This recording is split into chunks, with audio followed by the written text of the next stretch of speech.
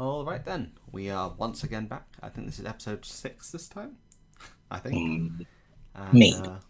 the theme of today's episode is going to be combining Yu-Gi-Oh with Vanguard. So my plan is to be drawing Yu-Gi-Oh Yugi combined with Vanguard in some form.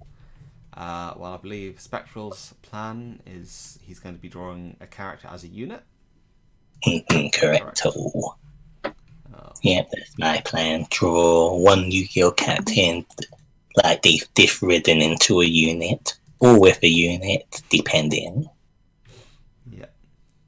Okay, we are now live, so all good. So you got your references ready? Ooh, I got a few. Draw? Yes, I've got my evil guys ready, and I'm just finding the right unit because I'm watching. But until then, the people can look at the beautiful Alexis Rose as the magnet. Alright, I'll let them have a look at the Alexis Rose then. So,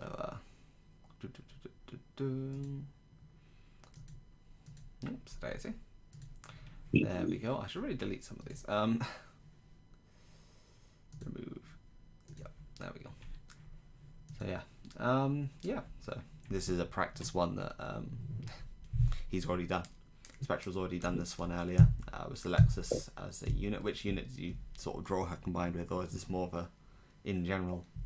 Oh no, this is her as what's her name again? Something Magus.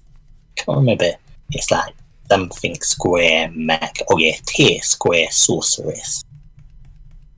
So she's the new grade 1 in D era for Hexa. For the new OTT grade 3 in D era. So this is the grade 1 that goes in the ride deck. Alright then. Are we ready to go then? Yeah, we are ready.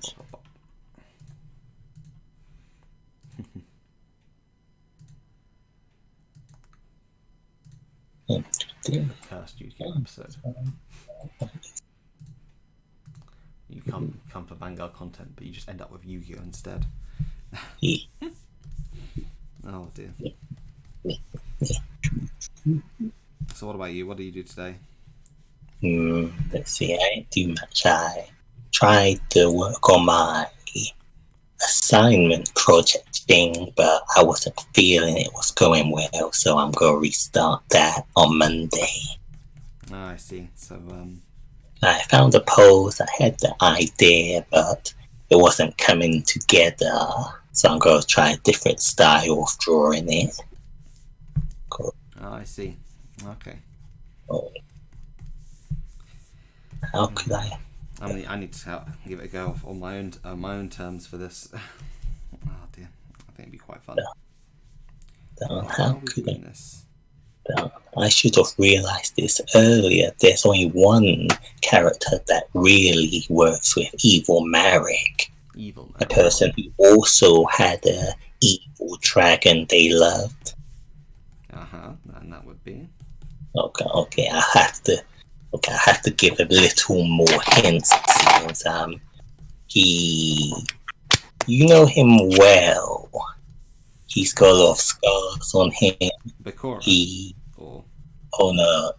The person I'm picking will still be Evil Marek, but the unit he'll be with, there's only one new one that works with him. It's a unit that also knows a big dragon well.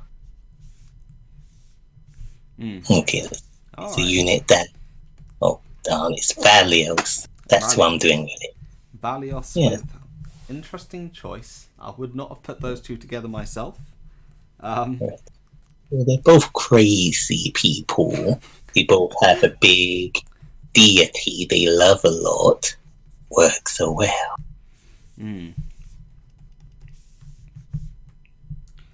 Oh, Yugi's got a really weird body. I'm gonna be honest. What is it? Too thin for you? In some ways. Oh, Today I witnessed Stargate get dumped on by Momo. Oh, Hal was playing Link Joker, and it looked really bad because because it was premium, right? So they'd gone into the Volkov turn. He'd gone for a grade 3 Volkov turn, right? yeah. But so it looked really bad for the Oracle Think Tank player, right? Because they weren't even grade 3 yet, but they managed to win on the very next turn by going into Momo and double crit and drive checking 2 crits. Oh, yeah. The pain. That was enough to shut him down. I think he only drive checked 1 crit, but that was actually enough because he didn't actually have enough to guard. Hal tried to bluff, but didn't work out very well for him. Sorrows. This sound like a good bounce. And did you bring out your Valios that day? I don't have Alios yet, actually. Still waiting for that to be sorted out. I've made a deal with someone, but they have yet to have everything sorted yet. So hopefully you'll be able to get it soon. Isn't it a cool pose for this? Might have to look into my pose file and find one I like. Put this guy in. Pose file. the holes file. Oh dear. How on earth are we gonna do this? I should have. I had an idea in my head, but I seem to have lost it somewhere along the way. So we're very much freestyling out here with where we're going with this one. Oh, you just need to make the lower body a little larger. Nice. Freestyle sometimes brings the most interesting results. It can also bring out the most wonky ones. Oh yeah, it's true. Tried to use a dynamic pose, but that should be roughly the same size as. Okay, since it's an anime character, it can be slightly different, but Yeah. Ooh, do we do it like that? Do we do it like that? Because we can flip the perspective on this depending on how we do it. So it can be like that. Or it can be more like that. Have him doing the can. Just sticking his leg out for the whole world to see. No. Or we're gonna have him doing a JoJo pose. Can be done as well.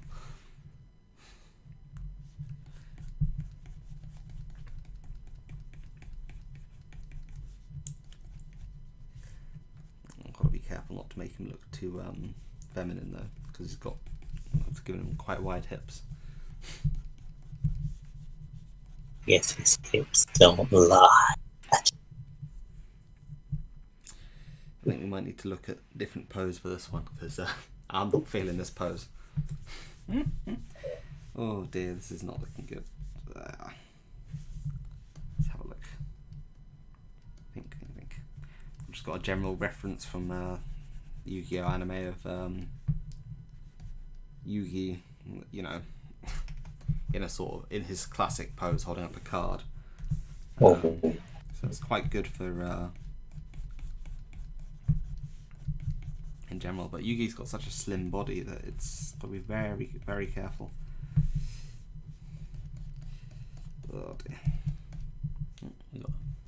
We briefly had another watcher and then they left. Big so. Well, we love the one person who is watching. It might well be Pete, but I'm not sure.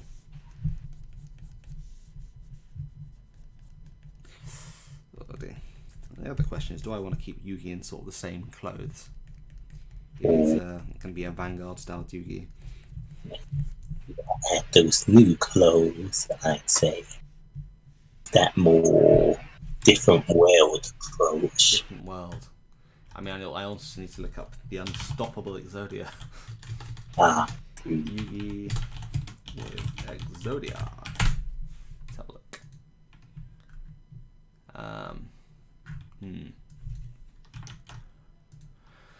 Oh, I've had more time. I've at least learned some outlines from some several references, but I didn't get prepared enough for this one.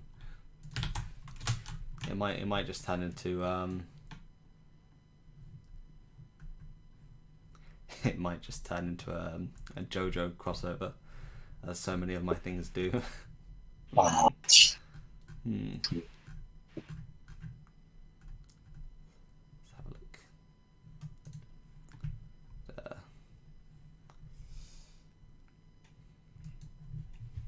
Often does these dynamic poses with one hand a lot closer to the camera, though, in a lot of these scenes. He's got like, and usually with a singular card in his hand, sort of with his fingers like crossed over a little bit, Yes. so that you can hold the card in his between them. But oh dear, you need to actually get in a position to make it work.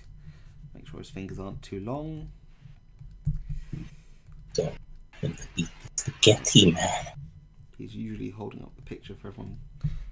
He's usually holding up the back of the card in these pictures, though, so it's rather odd. Oh, wait, that one will be the other side, wouldn't it? Oopsie daisy, that finger doesn't exist there.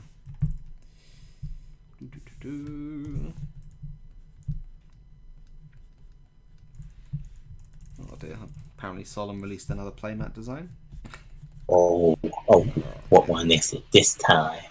I'm assuming it's going to be one of the. It's going to be related to Overdress. I'm going to give it a double check to see if he's put it up. Let's see if it's Bruce. Hopefully it's Bruce.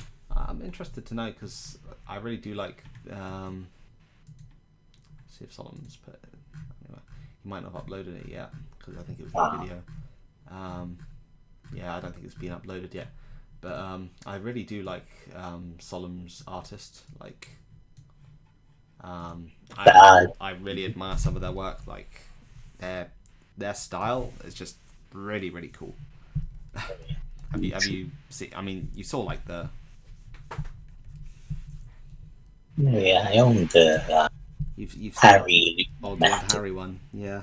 I mean, sometimes the thing I found about the style of some of Solemn's artists is sometimes it really hits hard. Like, they're especially good at like armor and things like that. Like, they're really good at drawing metal and silk, which so it can result really well for things like do you see the picture of the Gurgit one with the blue flames? Oh yeah, I did see that one. That was very nice. Yeah, that one turned out looking pretty darn epic. I'll say so myself. That's one that I've added to my references, so I'm going to attempt to do that sort of style at some point, because it was a really interesting one, to be fair.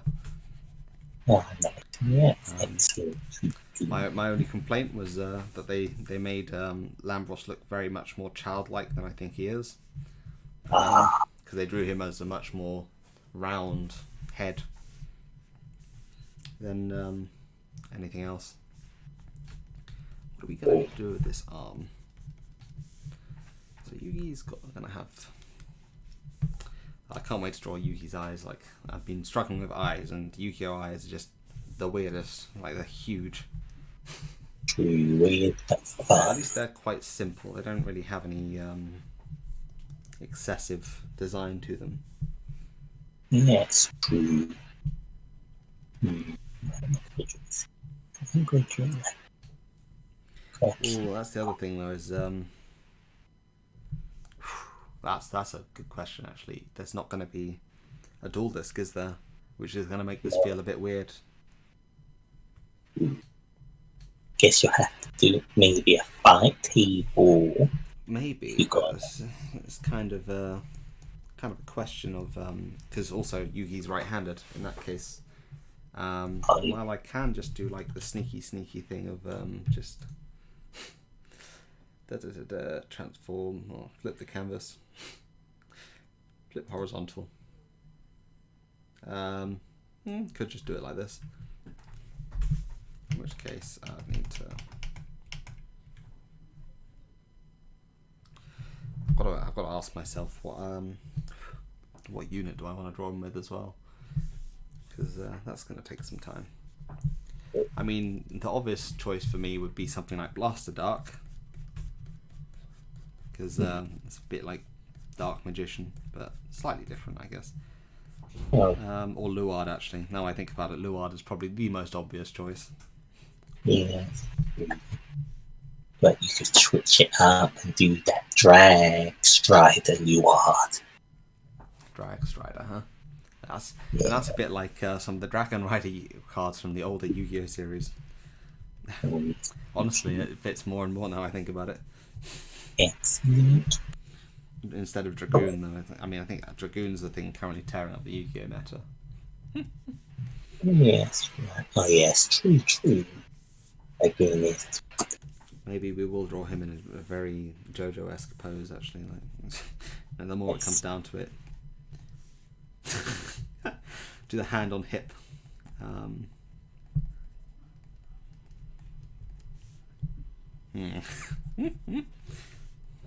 Not sure. Oh, it's difficult to decide. As you ready for episode 3 of Overdress as well today? Oh yeah, I'm excited.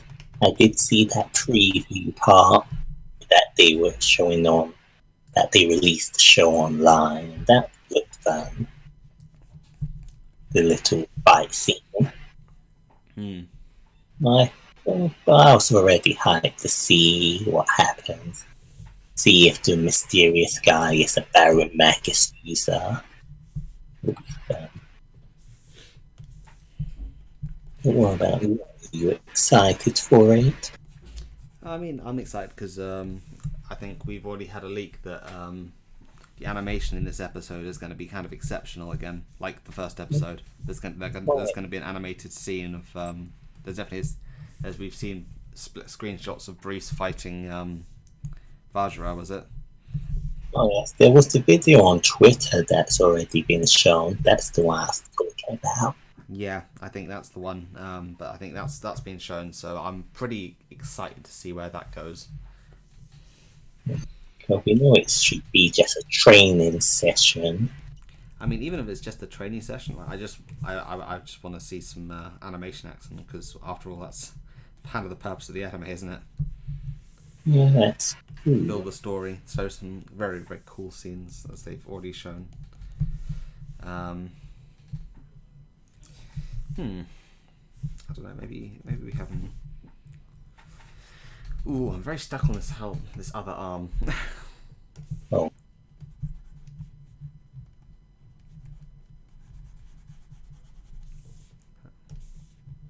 Still just on the line art stage. I put everything. So maybe if we do that, Yugi's quite muscular as well in his pharaoh form. Yeah. So we'll we'll see how that goes. I don't want him to look too lanky.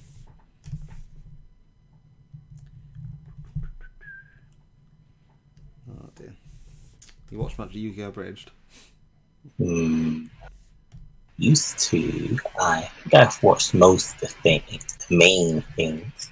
So if there's any references, I'll probably know them, unless they are still releasing some. He releases them once every now and then. Like they're very infrequent. It's like once every half a year at this point. Okay. And I haven't watched too many recent ones then, but I know all the old memes and stuff of it. But yeah, I fell out of the Bridge series. I just forgot about it, and then I didn't care too much to try and watch them. I mean, I'd say they're still just about as good as they used to be. You know. I really am stuck on this arm. Nothing I do is really working. So I have to look at my poses list at some point. Alright, we'll leave the arm for now and just draw the rest of the outline, and maybe that'll help me work it out. Oops, daisy. So he's got three spikes, is it? Yeah, 3 spikes per side, I think. No, 2 spikes on one side, 3 spikes on the other. Might be just because his head's too big. That's probably it. Okay, hold on. Oh no. Why did I pick Valios? I forgot how complex his suit was. Yes, he will be very complex. Darn about it. I dug my own grave, as they say. Yep. I shall do this. I mean, you still have a chance to change the unit. I could, but that's evil now. Yes, I'm too lazy to change it. I can make it still look good. Let's have to simplify parts. Yeah. Okay, that's looking better. Right, but then his hand's too big now. Oh, the woes. I mean, yes, it's close to the camera, but it's still way too big. Let's get that down a notch. Up. That's probably better. Man, this dynamic painting can certainly be a hassle. Dynamic positioning. It's been something I've been working on for a while, but you know, certain shapes, you know, that really work well to sell an image. Oh, that's serious. So that hair there shouldn't be there. You'd think that Yugi's got rather a simplistic design, but I'm still getting it wrong. Gosh, this hair's going to be oversized. Oh. But hey, isn't that the best kind of hair is oversized? Oh, definitely.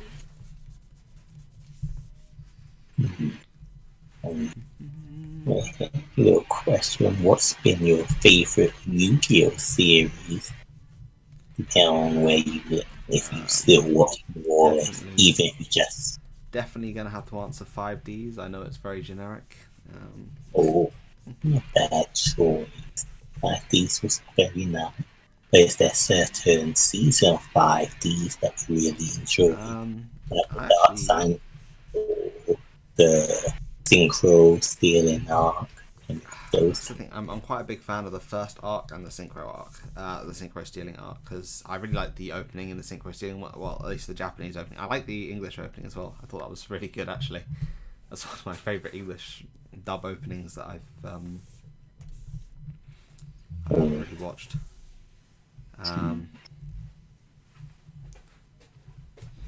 So, oops, daisy. Re-highlight that. Oh, my sister's slamming doors. Okay. So, had an argument, I guess. Huh? No, she's just not being too careful with the door. To the room that I'm in. Oh. Let's see, for me, I pick, my one's pretty simple. I just picked GX. Just GX, huh? Yeah, I just grew up so much with it. And I just really enjoyed what is it called? The Dark World arc, I think it's called. Oh, is that the last one, or is that the one where he's like the... Oh no. Oh yeah, that's the arc where he does like this. The Supreme King. Yeah, it's that arc where they go to the Dark World then, and Jesse went missing and all that kind of stuff. I mean, I did like that one to a degree, but there was something about the way that... you know, the way that Jaden was the Dark Lord. I was like, oh no. Well, yes, that's good. But did you ever go beyond 5Ds? So did you watch stuff like Arc V, Reigns, and those ones?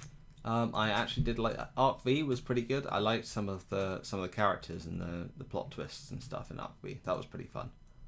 I did get into Reigns for a bit, but I only watched Reigns for a period of time. So let me just load up my Luard. I could not finish. What's it called? No, Arc V I watched a bit, but it sadly the ending still was too bad, and I had to skip a bit. Oh, Arc V's ending, yeah. I don't know. Something felt off about the ending of Arc V. I don't know quite what it was. I couldn't put my finger on it, other than the obvious bits like I am evil because evil. But I did like the parallel universes sort of bit. The parallel universe thing was very nice. It been good if it was developed better.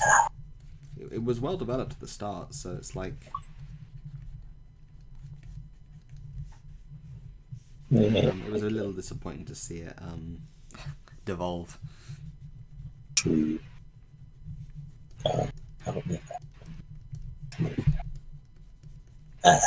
See what else was there? Oh yeah, Reigns. I did enjoy Reigns to a degree. Like the second season did add a little more flair to it. But that's because I really liked Revolver.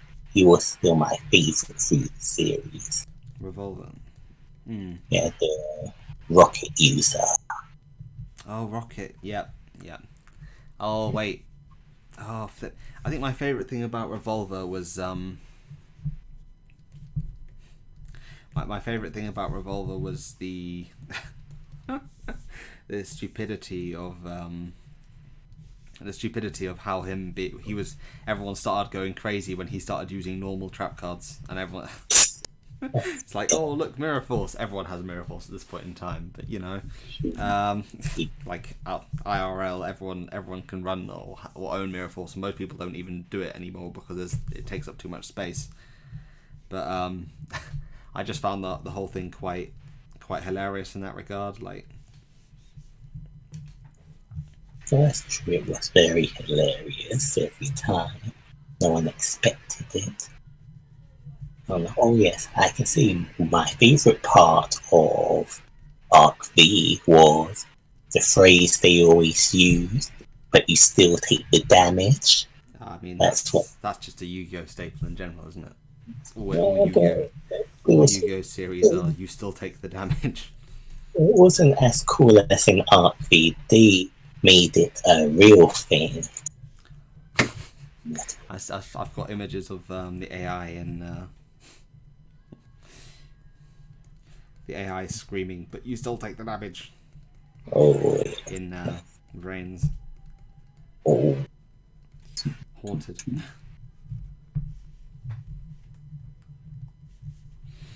Oh dear, very haunting.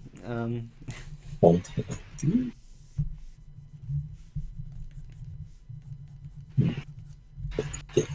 There was let's see, Spectual thing. Wait, are you watching Sevens? I'm not watching Seven. Ah, Have you been watching it?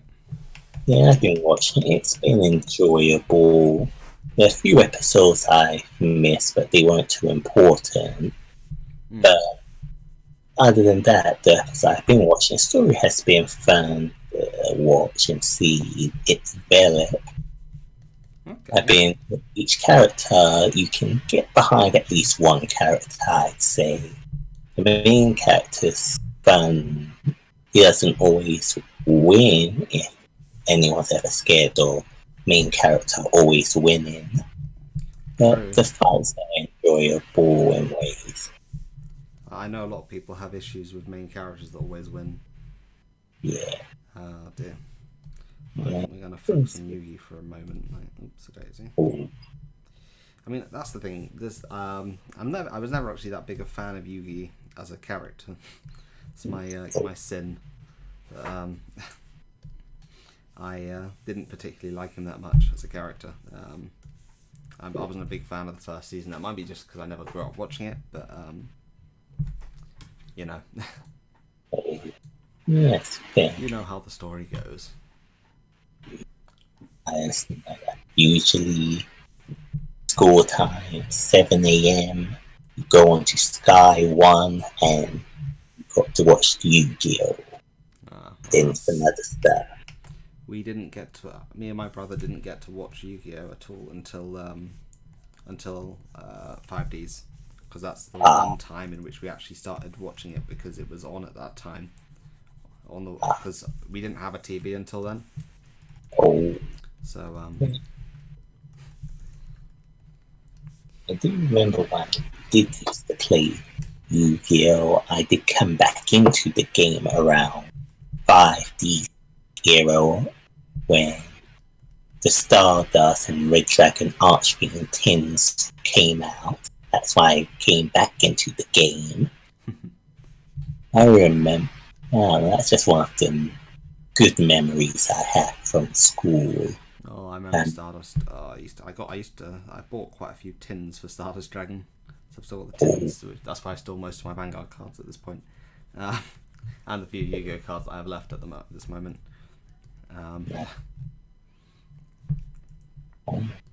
Speaking of Yu-Gi-Oh cards you have, is there a certain deck you still have that you like? I can't remember the word, but you'd always keep.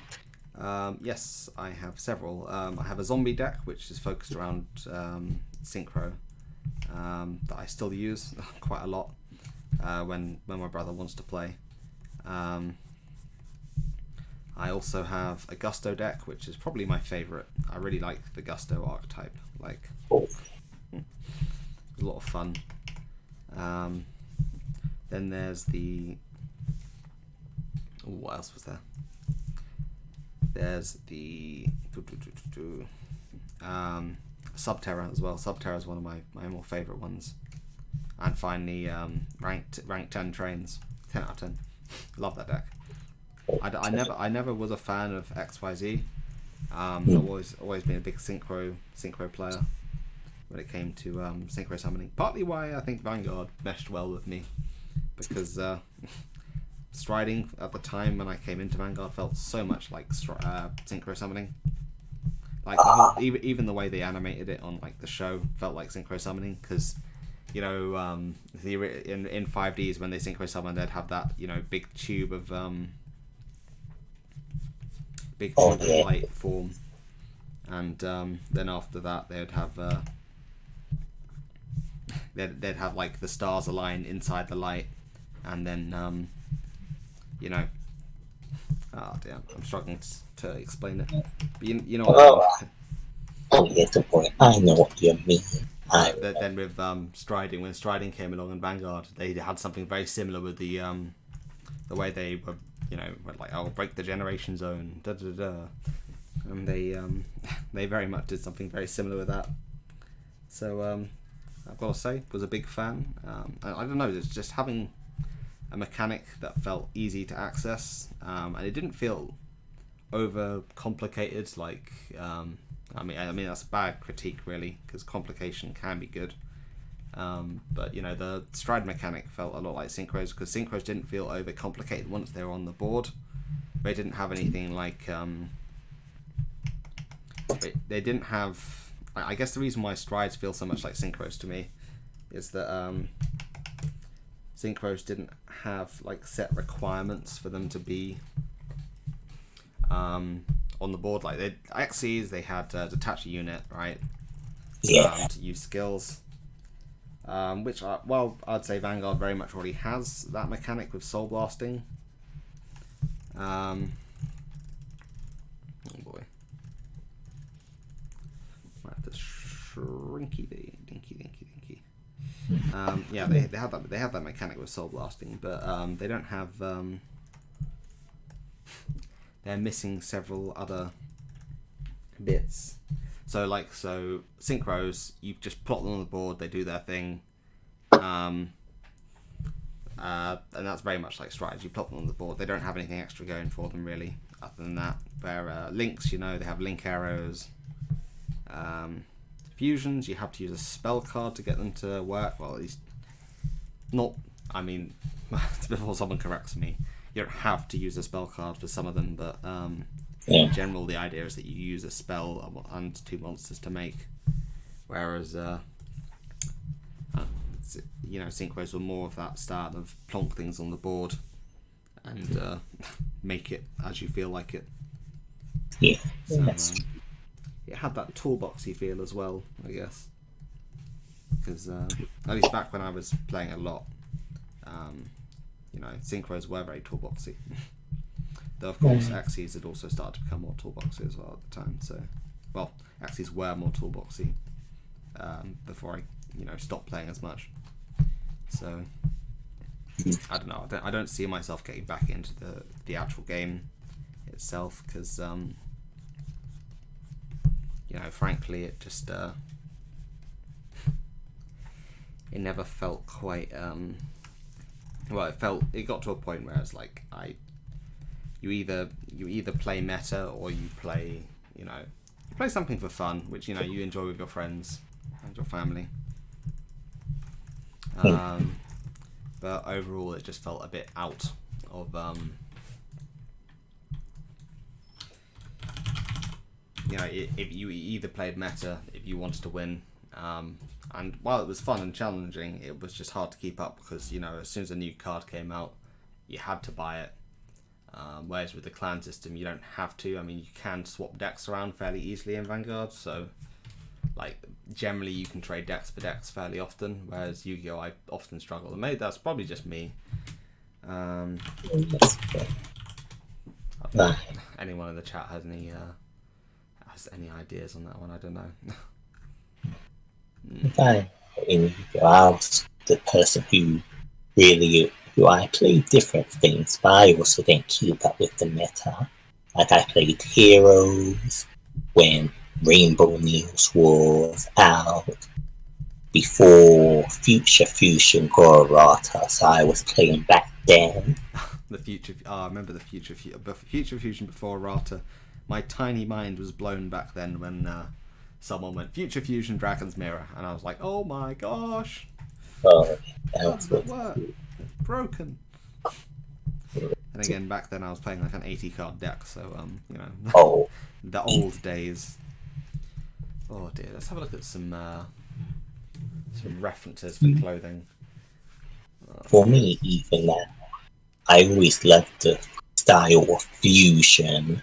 So any decks I ever got were mostly fusion based, like Hero, Unalight, and those kinds. You're a big. Except the only non-fusion deck I really like is Monarch. Because Vanity Fiend was my favorite card. I mean, I like the idea of Monarchs. They were kind of cool. They were almost like, the ruling elementals of one thing or another. Oh, yeah, that's why I liked it. They stopped someone. I guess in a way you could see them as unfun because they stopped someone who relies on. But if you weren't prepared for that, then you're in trouble. I mean, I think my favourite thing from playing Yu-Gi-Oh, I wasn't ever going to tournaments. Yeah, I used to test online for that level, but because I couldn't afford things back then, I could never afford a deck that was actually off the level that would be required to actually go to something and have a decent chance of winning. So back then, I generally stuck with. I just stuck with my old deck. I enjoyed playing competitively with certain people online, but outside of that, didn't really play competitively at events. Wish I could, but I much prefer the Vanguard community anyhow when it comes to that. So. Oh, yes, very true. I couldn't go to events when I was younger. I didn't even know of events. I was just that person who only knew of locals and thought you had to be really kind of wealthy to really go to these events. You were tricked by Pegasus to think that you had to be a rich entrepreneur to achieve Yu-Gi-Oh events. We had the kind of depending how close you lived, because I knew I couldn't go to an event with how far it was and that I wasn't making money back then to really go. I mean, in school. certainly put a large amount of blame for me getting into Vanguard on the anime. Oh, we mean blame? Do you mean salvation? Well, it was mainly G that got me really into it. It was like, man, it just felt so Ah. real. Yeah, well, wow, oh Mm. wow, card games feel real. Oh wow, what an original opinion and take. No, it felt real in the regards to you know, how the you know the universe in general was set up at the beginning of G, because it's like, oh, you know, you can go to events, you can find all sorts of oops daisy, you can find all sorts of places that you can go to different events at, and I really like that. Just it felt real, down to earth, you know. Very true. It did feel to earth and comfy. It did. It was that idea of like, man, I could see this, you know, happening, because it was very much a case of, you know, they set up the lore very, very well for G in that regard. I could see there being like them setting up, you know. Yeah, Setting up, you know, a system of clan leaders and special places to promote the game. Of course, that would be in a world where card games make a vastly larger amount of money, and were vastly more popular. But you know, that's true. One day maybe we'll see that world come true. I don't think so. I mean, I'd say one thing that could stand to make Vanguard, well, card games in general, even more popular. I mean, they have been getting more popular. Like before pandemic came around, they were getting very, very popular. Like especially Yu-Gi-Oh was bolstering its numbers greatly. Yes. But I think overall, like, as soon as you develop a system somewhat like the Gears system, or you know, dual discs or whatever, I don't think dual discs is a good idea. If you've ever worn one of them, you'd know that it hurts to wear for a long period of time. I still have my dual disc. I think I have them like somewhere, like in the loft. Oh god. Oh dear. Oh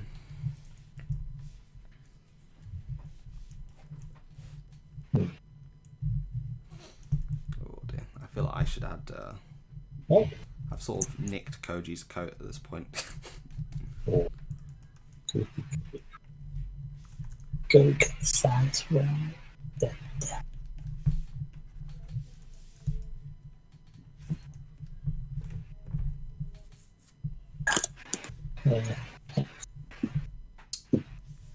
Let's see. Alright, we'll give him a fist. I think that's the settle on. Easy to draw. Easy to set up. First he draws, then he punches you. At least somewhat. Oh dear.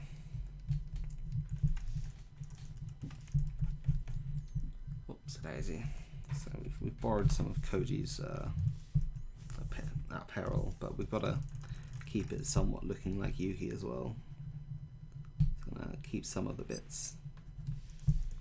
But I don't know, G also had that sort of almost casual wear, like I know Yu-Gi-Oh likes to go very over the top when it comes to costume department.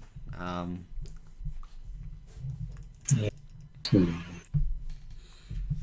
of the outfits are very wild in Yu-Gi-Oh. You know, Kaiba with the excessive shoulder pads. Cool Making up for shoulder. something. Oh, alright, so the other important part of Yugi, Millennium Puzzle. What if instead of the Millennium Eye, it had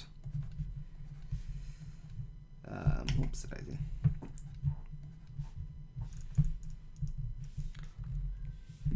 If it had a critical symbol, I don't know.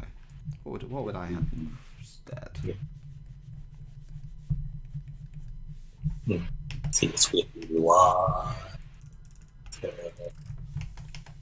I don't know. Maybe I'll just. I have thought that maybe I'll just draw Dark Magician in a sort of style of a.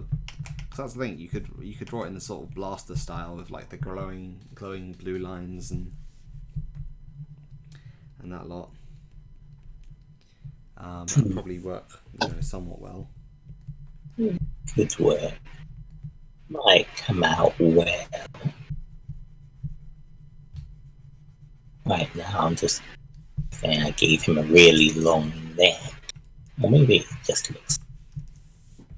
A really long neck. But Marine General Marek is long okay. Oh dear, let me. What was I going to say? Critical symbol. Imagine the Pharaoh comes out and he just starts hitting crits left, right, and centre. The usual Yu-Gi-Oh hackery. Oh dear. Yeah, I think we'd probably have the Vanguard crit symbol on his Millennium Puzzle. What would it be called?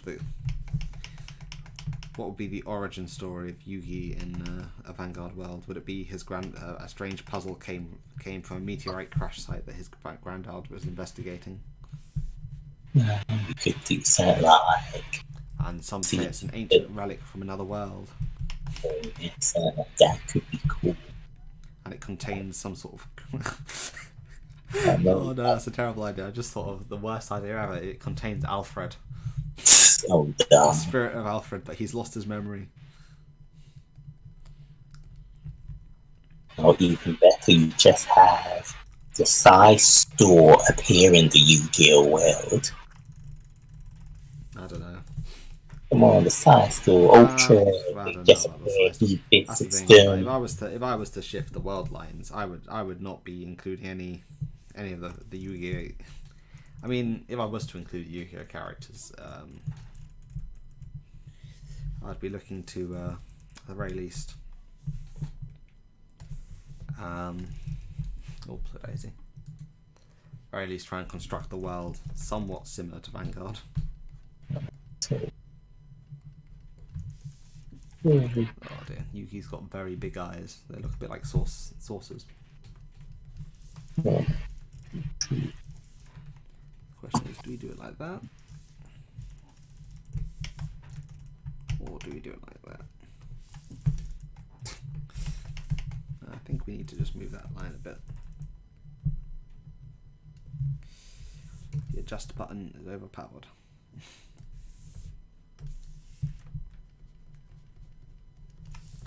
The lasso of adjustment. Alright, so now he's got that look in his. Ooh, but do we want to? We could do like his leg coming out like this.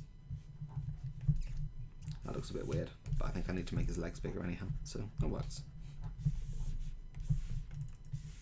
Bigger rubber, please. But if we're going to do that, I'm going to have to get rid of that. And we're going to have to adjust where that is. Oh dear, so much goes into this. It shall look very nice in that. Why is that? Well, I'm drawing with pencil again by accident. And I just did the same lines that I erased. Wonderful job, Joel. Oh, Joel, when you went to the pub thing, was it all crowded? It was all outside, so it's not exactly. It wasn't exactly heavily crowded, no. Took a while for us to find a good table, though. We basically waited for a large enough table to lay down playmats, and then we went to work.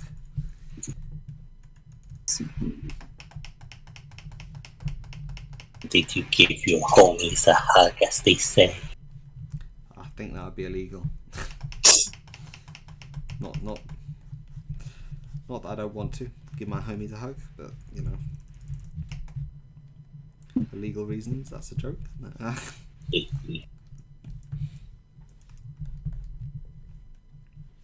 so I'm starting to change my mind on how I'm doing this leg already. Now we played several rounds. I think we mainly played Oracle Think Tank. One of us brought Oracle Think Tank. The other one brought Link Joker. And I think he brought Nuba, but he didn't end up pulling it out because he brought DI as well. He was playing DI a bit as well.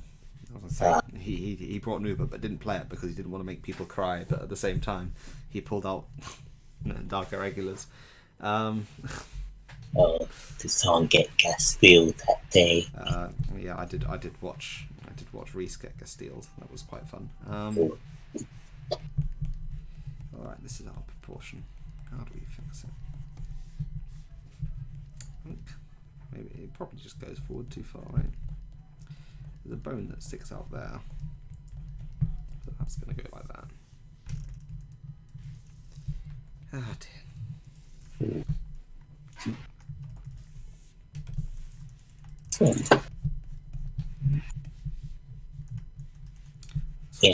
Someone sent us some more Megami art.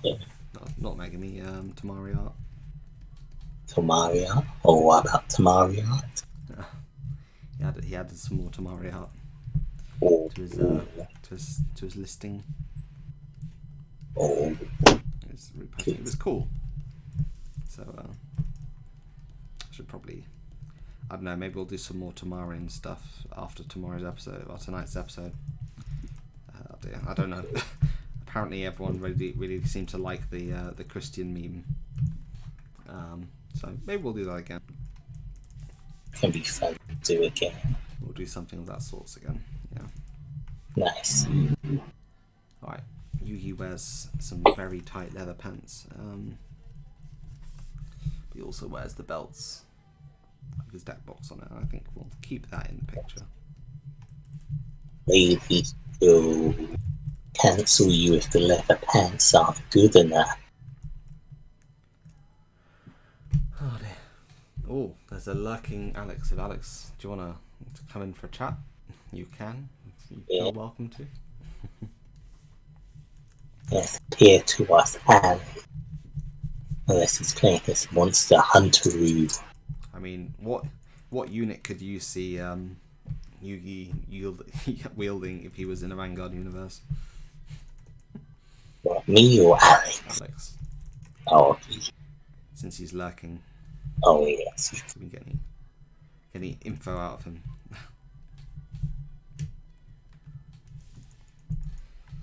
That makes that a bit more solid.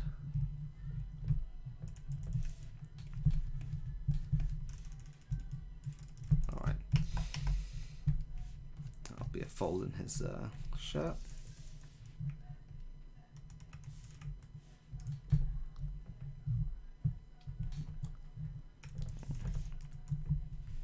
I'm still not sold on Luard being his backup, to be honest. Like, Luard's got some rather destructive tendencies. I guess so. You need someone who's more of a guardian. Like the Dark Magician was a guardian for Tem. So I guess you just need the build unit that's more. They're powerful, yet their powers only used for their master. And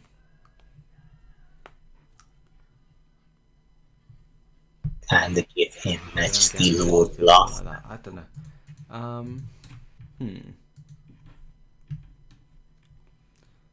Then again, what other units is Yugi well known for? So there's Dark Magician. There's Gaia, there's Blaster Blade, Buster Blade, there's Celtic Guardian. Celtic Guardian. Oh no. Wait, Celtic Guardian. What unit looks like the Celtic Guardian? Musketeers. Maybe not. He's known for Slifer. What else is he known for? Slifer, yeah. Rebo. I don't know. Well, that's what he's known for. That's making me question whether that's the thing. It has to be in a good pose. Yes, Simmons goal. And again, if I shrink this down a bit more, ooh, that's an idea. I could have that happening. Ooh, what idea has sprung to the mind? The idea that's sprung to mind is, if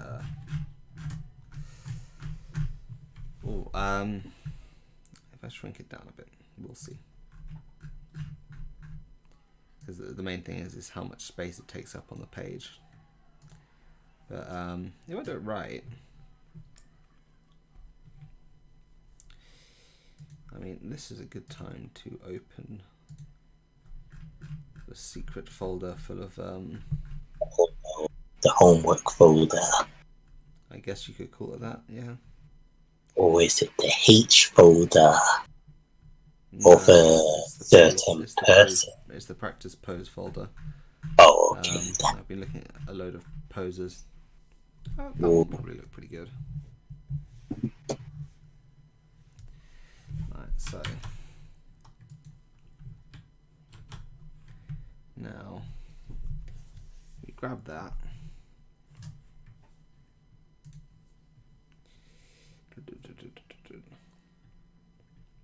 Oh dear.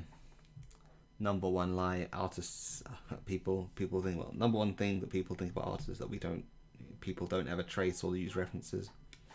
People do trace bits, like it's normal. I mean, if you trace something really, really big, then I would advise giving credit. But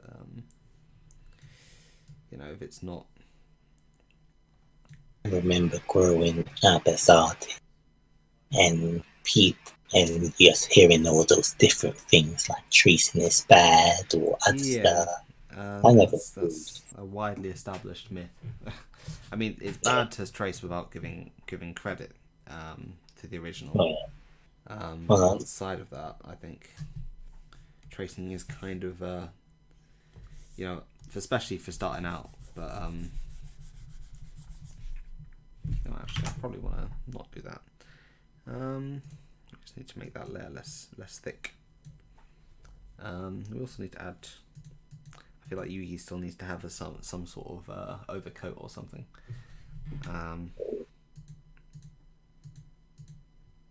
Yeah, so I would say tracing within moderation is probably the best way of putting it. And not really full-on tracing either. Like one person's work, but it's important, especially getting out. But I think after that, references is the most important thing because every artist uses references. Like even the best, they still reference other pictures. Like that's the number one myth is that people don't reference ever, and they do. They very much do.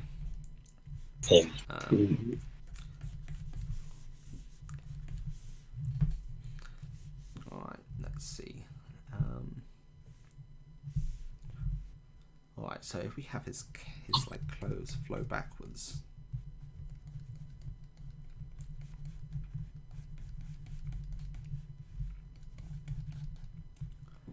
and then have one of his flappy arm bits, the bits that Yugi never puts his arms through, but it exists just for him. I mean, actually, I think he does. Actually, never mind. I'll take that back.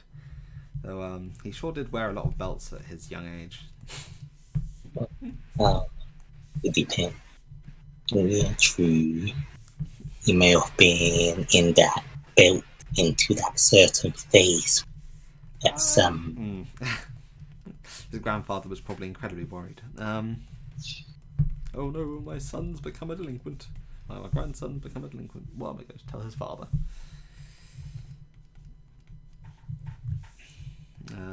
I'd say overall.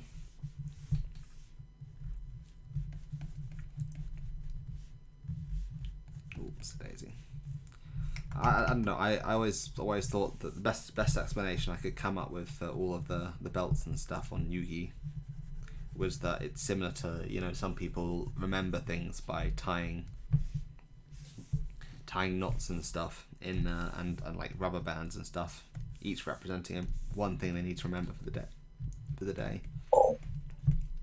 Maybe it's like that. Yugi ties like a belt for everything he needs to remember that day.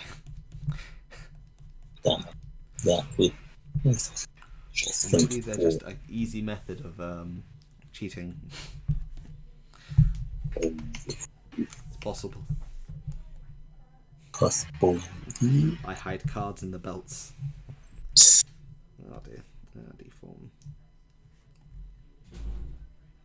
Okay, try the other one.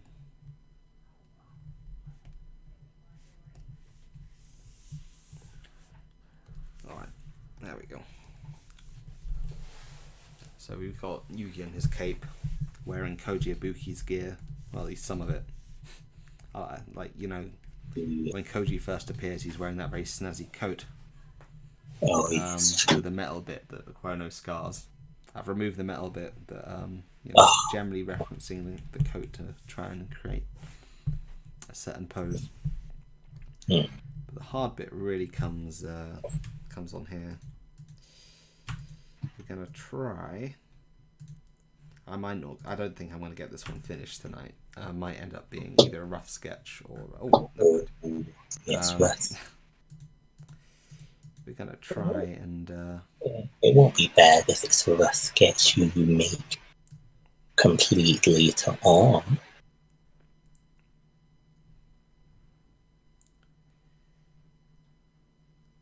If we use our little model here, I have the idea. Let's move that up. Stick a little arrow there. Alright, so we have a very, very red basis. Right, I think we are going to go with Luard. In the end, it just seems to make sense to me overall. Like, he's the closest thing I can think of to Dark Magician. So, you know, it's just about posing. That's definitely the hardest part of it.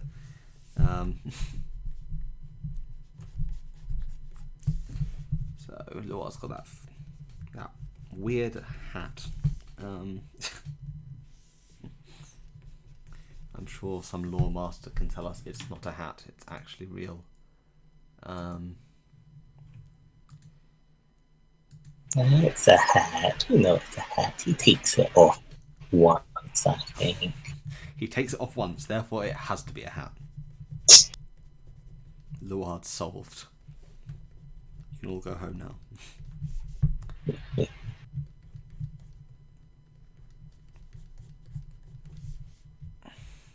But you also got to think, like, when it comes to poses, there's, you know, while there is an infinite number of poses, for example, like, there is also a very limited number of poses.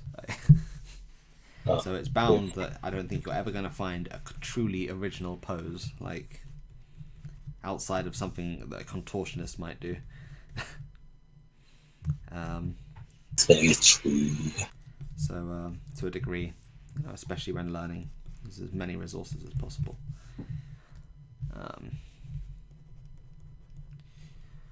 Luard's got these weird, like, all sorts of weird things. I've drawn Luard once before for a commission, and that was quite fun.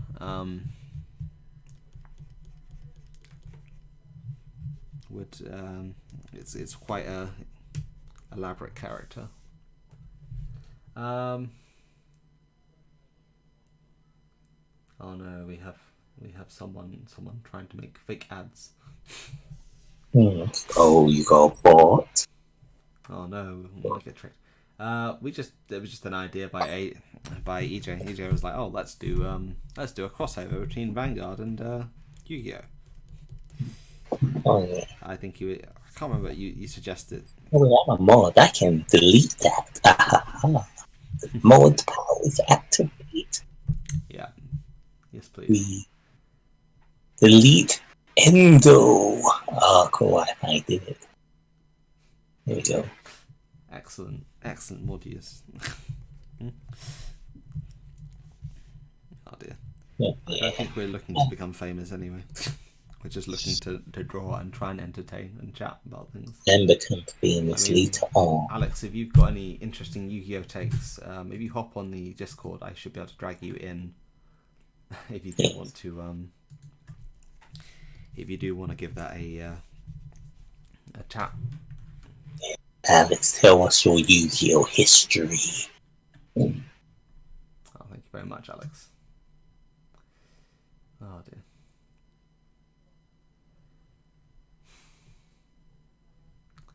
Yes, please do come and tell us your Yu-Gi-Oh history, Alex. That would be pretty epic. The highs and the low.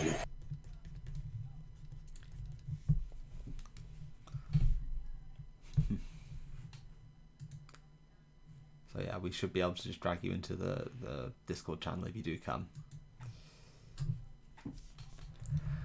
Oh boy, let me know in chat when you are there. Oops, daisy.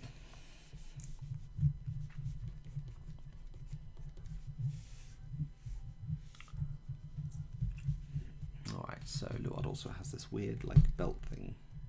Honestly, it's incredibly intricate in terms of design. Like, as are all most of Vanguard's, grade 3 units. Very fancy. So it does look a bit like Yugi's cross at now he just looks upset. That's because of the eyebrows. That's some really great reference pictures for Luard though, my goodness. Oh, that's you. Because they did like a big reference picture for, I think it was for, it was a picture for like the animators to follow. It was a quick painting, and it's like several different poses of him in several different positions. Oh, those kind, yeah. Those ones always great to with see. his hands and stuff. Like it's just really, really good. Overall, it's really, really great stuff.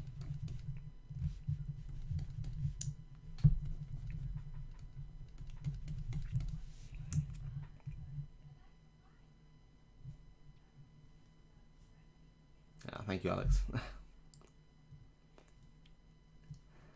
Ah, dear. Doing the mods work, as they say. I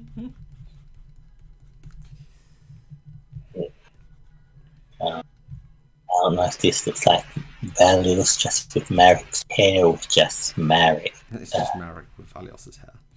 Which one is it? Who knows? Find out next time. Oh, speaking of which, isn't Stone Ocean coming out soon? Yeah, I can't remember when. Season of JoJo.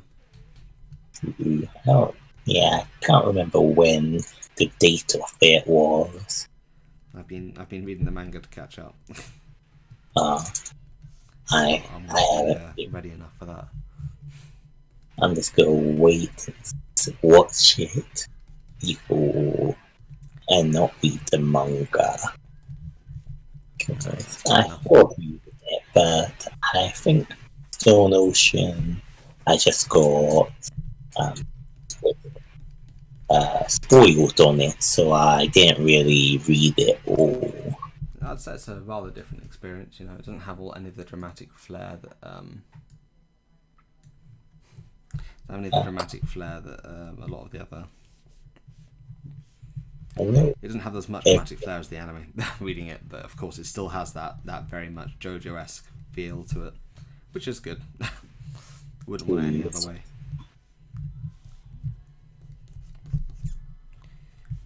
Oh dear. I just want to see Made in Heaven. That shall be very good to see. Yeah. Isn't that the Steel Ball Run universe though? Oh, Made in Heaven, or I can't remember I if that's guess Steel Ball Run or it's. Or Made in Heaven is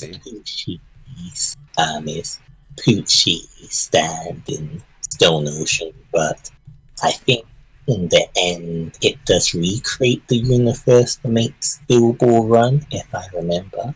Oh no!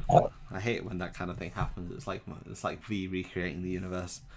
Okay. When That's the why. series recreated the universe, it's like, oh, okay, so all your favorite units, yeah, they don't exist anymore. Oh no. That's looking like the world. I need to get some fist references to really get the. One of these come. I had the cartoon looking hands. I'm gonna leave it.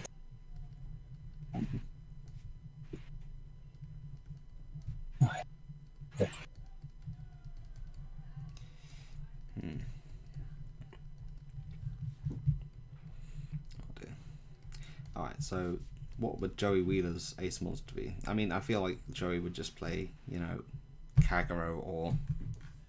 Joey. Joey Wheeler would definitely play Kagero or. Probably not Phantom Blaster, but one of those Abyss Dragon. Fist Dragons. In Shadows, probably. Because remember, like Time Wizard, Baby Dragon, Red Eyes was his main. Red Eyes. Flame Swordsman was also his main. So I could see him use Duke, probably. Kagero is not. I guess Kagero is so easy. But which Kagero boss? That's always the question, isn't it? Oh, we give him the oldie but goodie. 5G. You could give him Doorkeeper. I can definitely see it. Oh dear. Taya doesn't really play much. I'm trying to think. They used Dark. Well, we all know what Jaden would use. Heroes.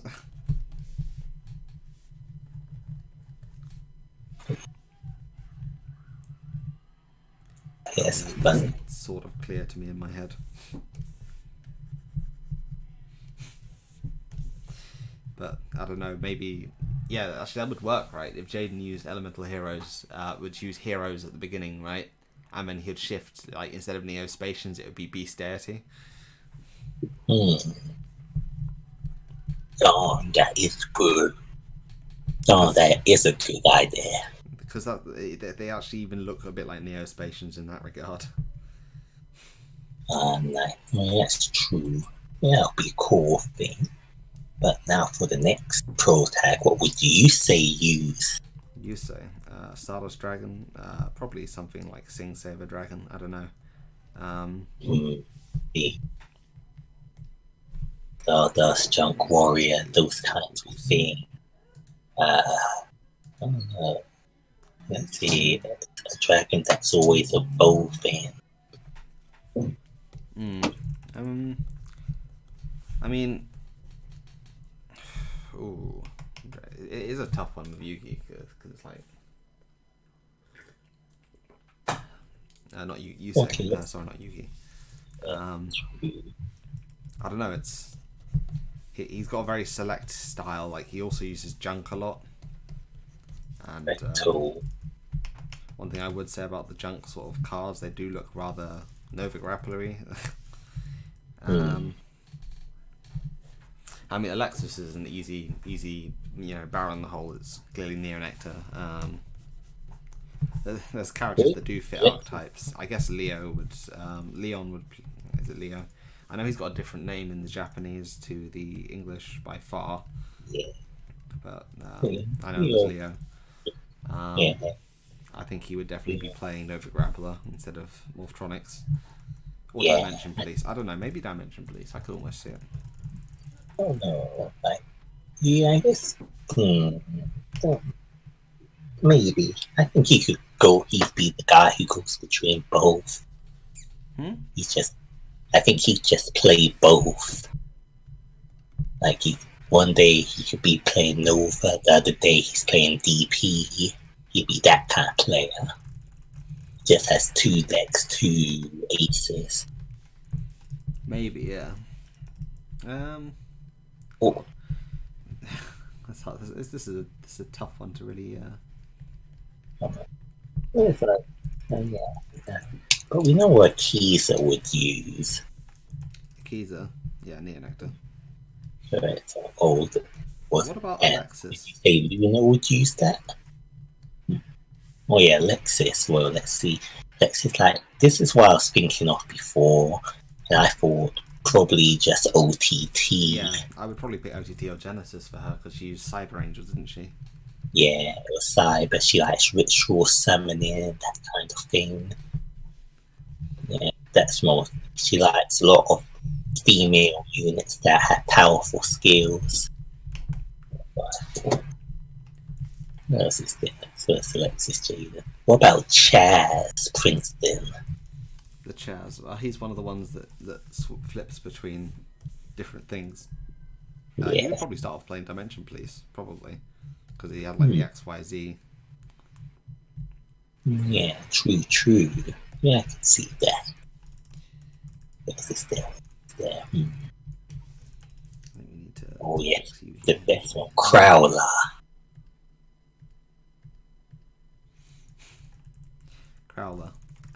Yeah. That's feels like Dimension Police again. I guess, honestly, it's very hard to place big robots. Yeah.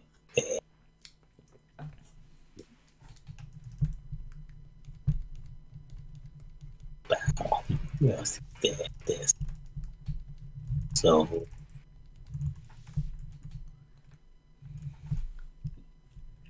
yeah. The more I think about it, the more I look at this, the more Luard's starting to look like a stand. oh no. Yugi's calling upon his stand Luard. He's gonna do some order. Joe can never get out of the JoJo phase. I'm sorry, I don't get out of the JoJo phase. That's okay. The JoJo phase is the only phase. It's the unescapable phase. Oh dear. No. I'm gonna quickly just go grab some water.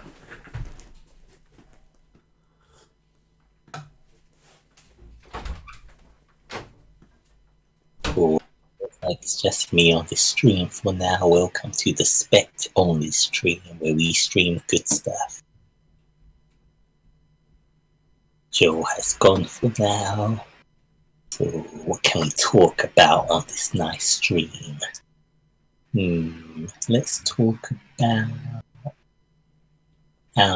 today's Overdress episode shall be real hype. Seeing Bruce back, the big bro Don G. Let's see, what else do we have? We could talk about, let's see, we talked about a few Yu-Gi-Oh series. We can talk also about how 7 is rolling around nicely. I do enjoy the, what do you call them, mega cards, ultimate monsters, I can't remember their name. The cards that you need 3 cards to create the big version. I enjoyed those ones. What else do we have? Random talk. Dun. Ooh, there you are, my young Pete. Right now, Joe went to the bathroom, so it's the Spectual stream for now. Oh no, Joe's returning. Resume positions. And oh, that's fine. Don't worry. As you can see, this is the Yu-Gi-Oh episode.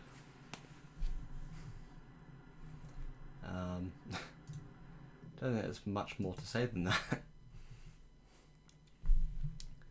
mean, have you got any thoughts to add? This is the first crossover episode, but there will be more to come. Next crossover will be with Bakugan. Did you ever watch Bakugan, Joe? No, actually. I specifically remember our Yu-Gi-Oh club back when I was in secondary school. We specifically banned Bakugan players. Oh, oh. Because it wasn't a card game. At least not in our eyes. It was a roll marbles. Does that mean you the also classic prejudices of 5-year-old, not 5-year-olds, but the classic prejudices of the 12-year-olds and the 13-year-olds. true. That's not a card game. I don't like it, so it can go away. Think of the one Beedamon player being sad. I mean, we had like 2, and we were told by teachers that we kind of had to let them stay. So reluctantly we did. Yeah. Oh dear. Oh. I remember we had a kind of Yu-Gi-Oh club, not really a club, but just a gathering while I was in secondary school.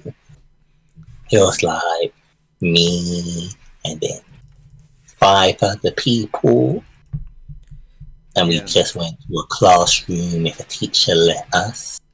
And then sometimes, because the teacher did a chess club, so we could sometimes go there on Wednesdays.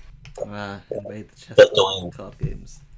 Yeah. But the only way we could stay there is if at least one of us played the game, one of the board games or chess. Yeah. If no one else really went there. I mean, to be fair, as far as it goes with that, the Yu-Gi-Oh club, because basically I started off playing Pokemon, right?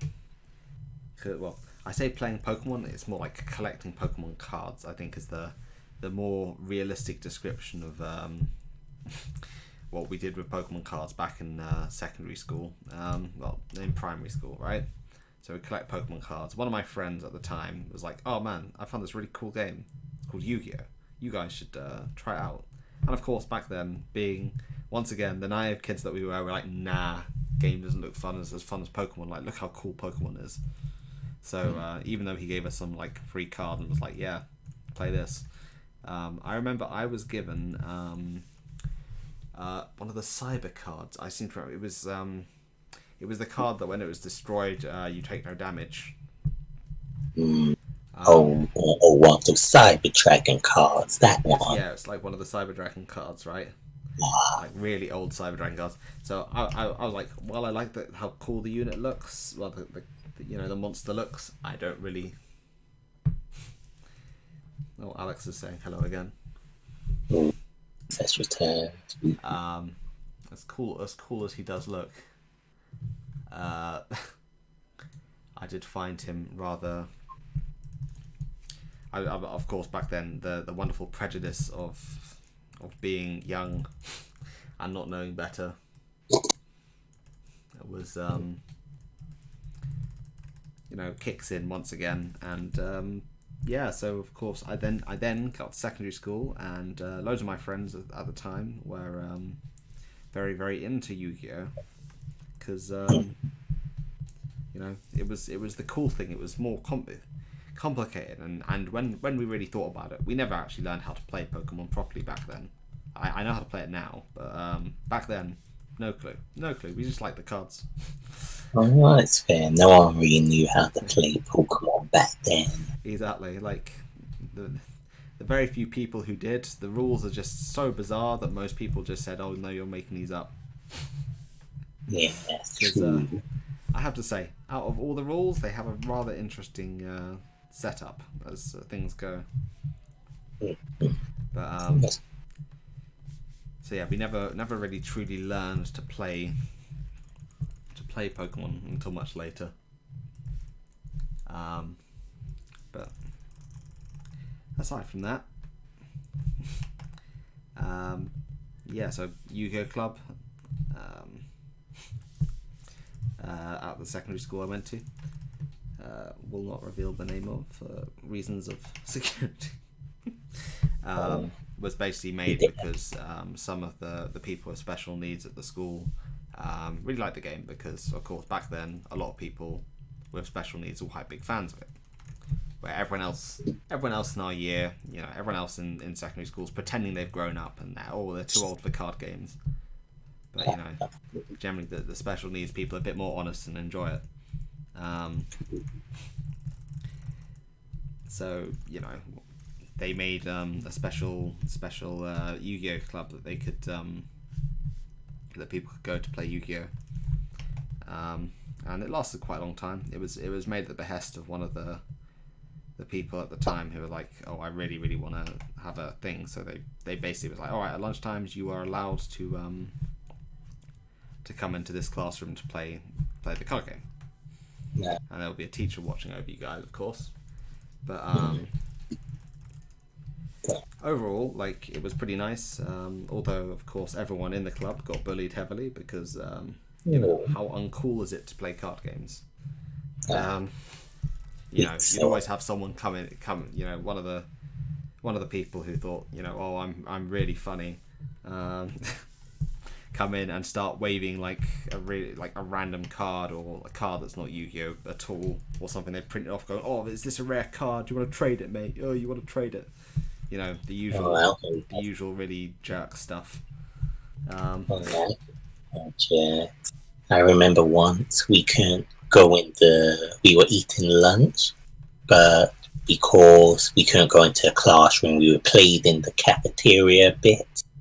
Because I think after that we were gonna go to locals because it was a Friday. Someone tried the older kids tried to take the box of trades.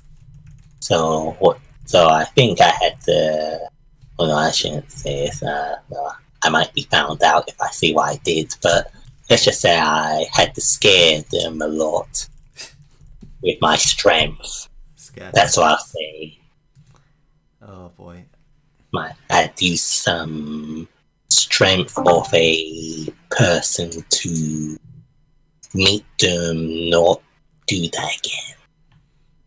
And then they stopped bothering us. It was hard. I mean, that's the problem, really, wasn't it, back then? I don't really. I sort of understand like their thought process of, oh, card games are for kids. We're grown ups now, or we're more grown up. We're teenagers, so surely card games cannot be good anymore. So therefore, people who play card games are stupid. Therefore, I should bully the people who play card games. It's a really interesting thought experiment, really. Of I don't know. Really interesting. You wonder what they're doing now and how, if they regret all that after seeing how big card games come. I don't know. Along. Or maybe it's just a case of hating it for what it seems to be on the surface to them, I think. Yeah. Or maybe it's partially because of the people who play it. Because let's be honest, like, at least back then, it was mostly people who are of more special needs category or more lonely in general. Yeah, I mean, we did have the last laugh because when it was cold and like winter and everyone had to stand outside during break, we got to go inside and just sit in the classroom. True, yeah, that's what the good. And that was always fun. So, there were good things to it. There was plenty of good that came out of it, but it was a bit sad when it got to, when I was in my final year. We didn't really have many newer players at the time because the relentless bullying drove most people away in terms of people outside the thing driving people away. So, like, overall, most people tended to either grow out of it in a way, decide that they wanted to try hanging out with girls instead, or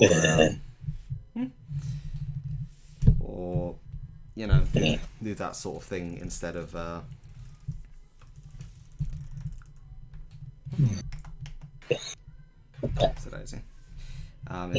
instead of playing card games. And it was a good way to socialise, but eventually it came down to like me and one other guy sitting in a room going, well, this is it.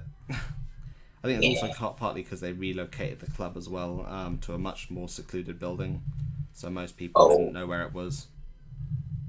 It was partly to stop the bullying of people just randomly, but I mean, I'd say I went to a rather large secondary school, so when it came to like the number of people there, so quite often you'd get you know, there'd be a lot of people picking on other people because there's too many people for them to keep an eye on when it came to bullying and that sort. And like, it's the kind of thing where I got sent home for fighting back quite a lot.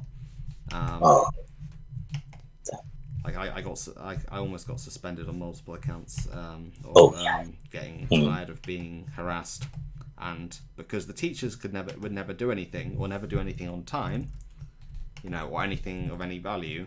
The only thing you could really do at that point is stand up for yourself and fight back yourself, because unfortunately that's kind of what the bullies want, because they want to get a rise out of you.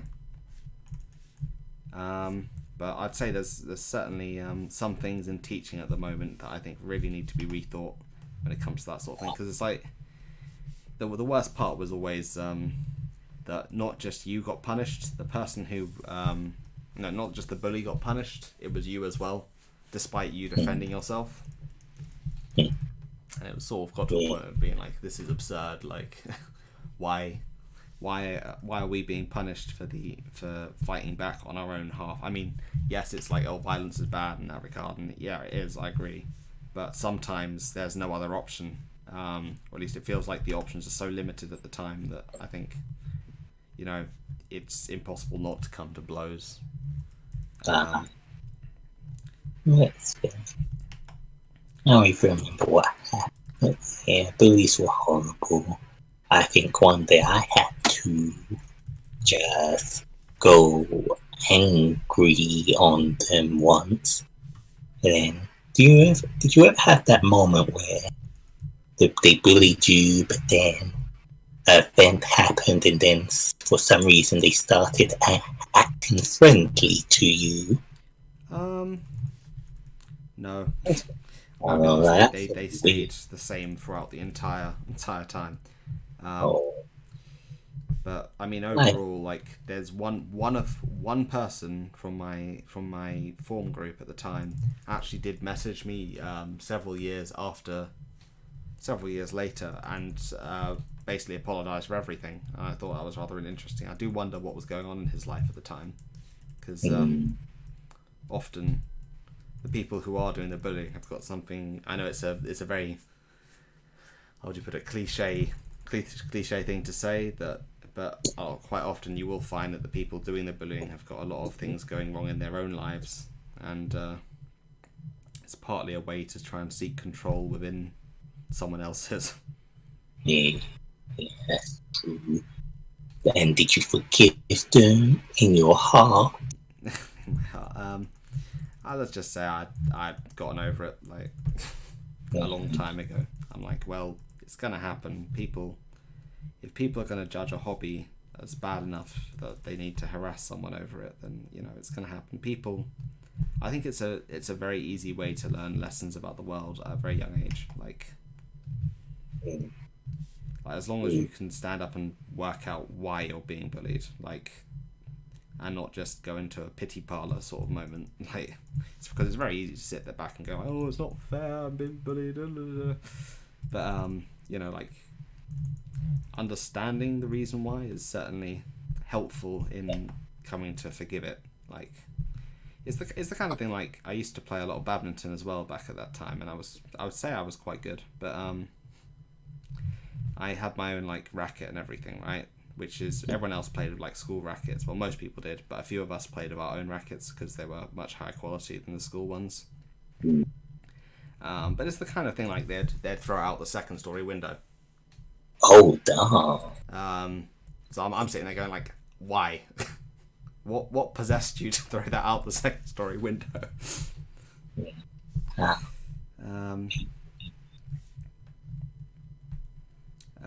Of course they were told off, but, you know, it's never going to be... The problem is they can get told off as many times as they like because they're so used to it. And it's like they apologise to you because they're told to, they're forced to by the teacher, and you're sitting there going, it's not real. None of this is real. sadly the teachers don't have that much control they can do. Yeah, but by a certain point, if someone's been sent to detention enough times and never really suffered any major consequence, which in the most cases they won't, they're never gonna, I agree. They should be. But the problem is there isn't really, to be completely fair, there isn't really a way to punish someone in that situation, right? Yeah. I know it's tough. It's really tough. I wouldn't want to be in the teacher's position at all on that, because it's, as you said, it's an almost powerless situation. It's not one that they can really control very well. There's the illusion of control because they're bigger and they have a certain amount of respect within the school.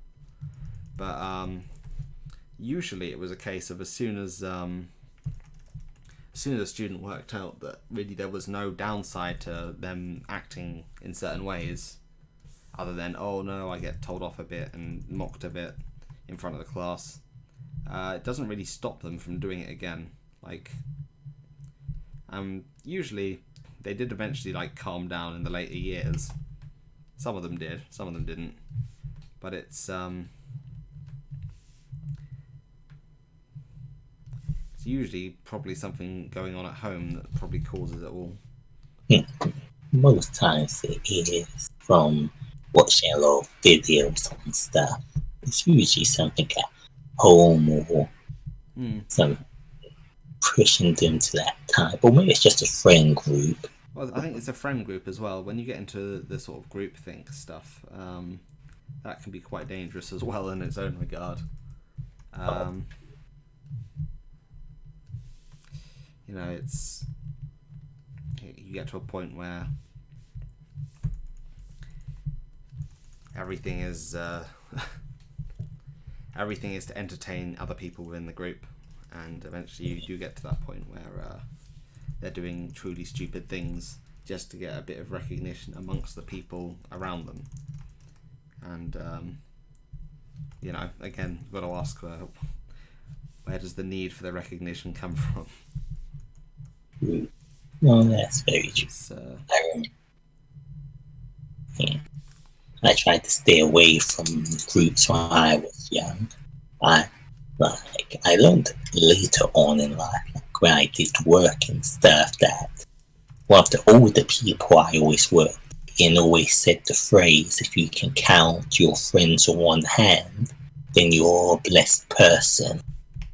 Because those are the true people who in any circumstances you could go to at times. I mean, it's like, I think my dad once, or my mum, I think it's my mum that said it once. Don't take advice from anyone who wouldn't lend you money in a bad situation. It's an interesting one, because well, not lend you money wouldn't help you in a bad situation. Okay, that's fair. Because in the end, if they're not going to help you when you're in your worst position, right? How much interest do they really have in your well-being? Yeah, I'd agree with that. If they have the ability to help and all that, then I'd always think someone would want to help their friend out no matter what, to the extent they can. Because if you've got friends that do that for you, that's pretty good. Yeah, I don't know. I have friends who could think of it, but I don't think they would always, maybe because of their own circumstances. They'd help me. I think it's fair enough, within reason of helping you. It's not like, oh, I'll jump off a cliff for you, but it's the kind of thing where it's like, if someone's willing to go out of their way to help, then they're invested enough in your well-being to actually be giving advice on a serious note, rather than on a note of oh, it doesn't matter, this advice is throwaway anyhow. It's very simple to shrug something off and give them a mediocre answer. If you really think about it, that's when the real interesting thoughts come out on situations. That's true. We're just going to turn to Philosophy Channel next. That's philosophy, but also good stuff. Like Wholesome philosophy with back to the bullying thing. I remember when people would bully me because not because now it's not that, but because of my elegant voice, people would kind of bully me after they found out that I don't put on my voice. That was hard going through the years. I bet. It's quite a unique one as well. Yeah, because no matter what, soft tones. Get you to sing me to sleep at some point. Oh, yeah. Because when I used to go to school, it was always, why do I speak like that? Or stuff like that. And I still got it even when I went to college/uni. People still thought I put on my voice. Even at work, it's so hard, no matter where I go. That is probably quite difficult actually at work. Customers aren't going to be very understanding if you're working somewhere. Like where I worked, like it's in places where there's a lot of customers, so football stadiums, concerts, those kinds of things. Yeah. Like I'm always greeting the customers. It's always just sad times at time.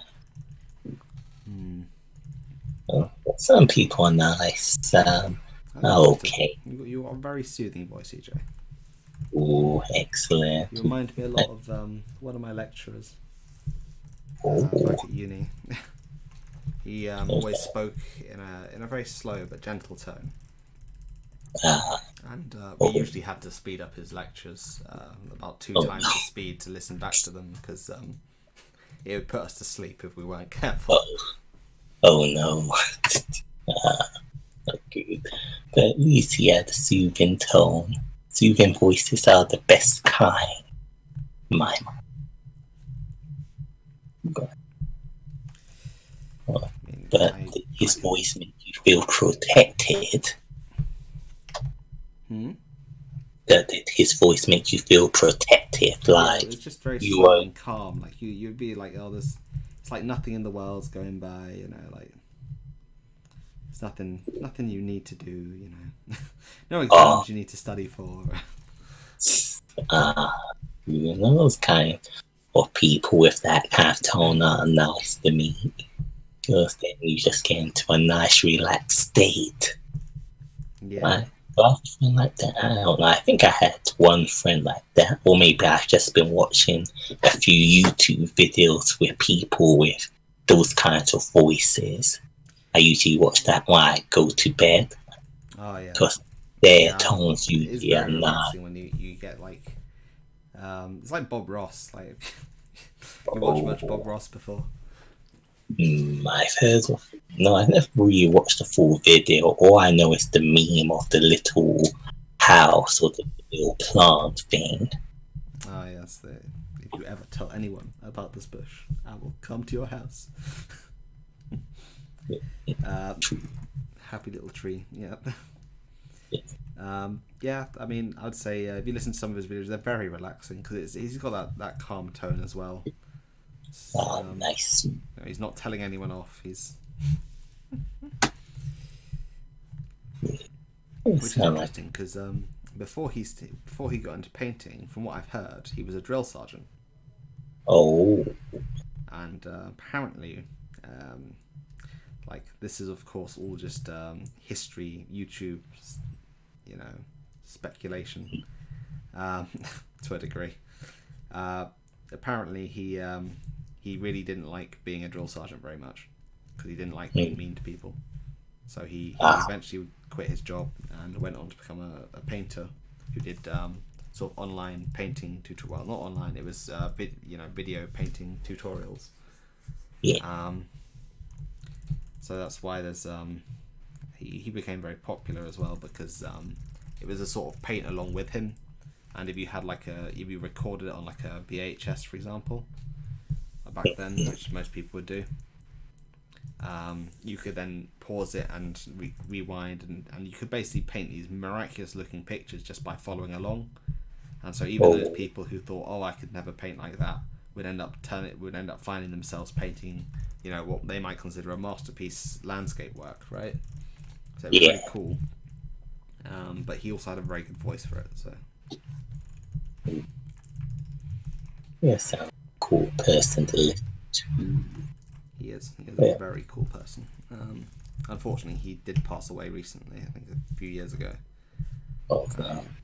What age was it at? If you know. I'm not sure. I think he was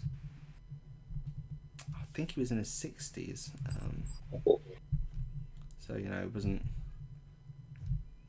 wasn't super young or anything, but it wasn't exactly a ripe old age either. I think either. But we need to fix this finger because I don't like that finger. Oh.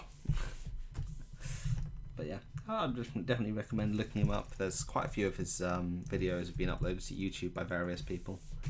Yeah, I'll take a look at it. You might even want to paint along next to him, Paint, I've gone off painting. I think painting at school cursed me the hate for real life painting in a way. Oh. I don't know. I think it's just during school I never really got the help I needed in times to understand it now. The art teachers would more times go to the people who seemed more advanced in certain things. I mean, but some of your paintings, like even the ones that, like the picture of character paintings, are quite good. I quite like those. Oh yeah, I can do it digitally. I like digital one, but not in real life. Oh yeah, I know. I know. I very much don't like painting in real life, but digital is just wonderful. Like, well, I still want to learn. Control Z all your problems away is quite nice.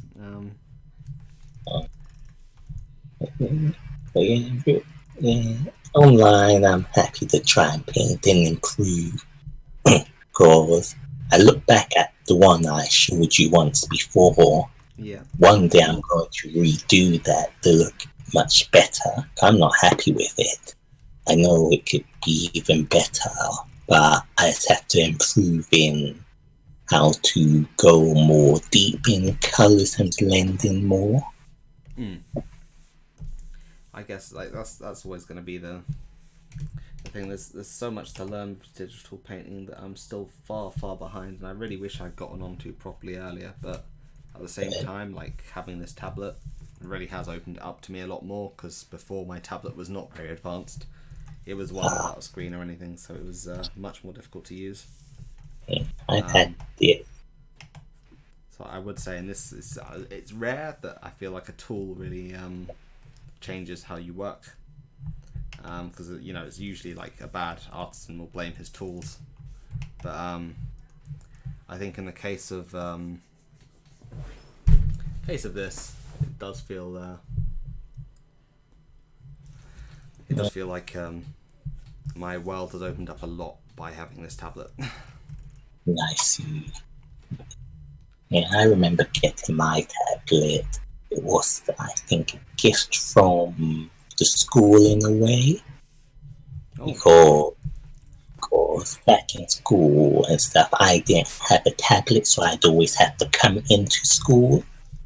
I'm in college, so to do final projects. Then when I went to my graphics course, they got me a kind of tablet so I could work from home, because I then got a laptop near that time so I could work from home and do stuff. I see.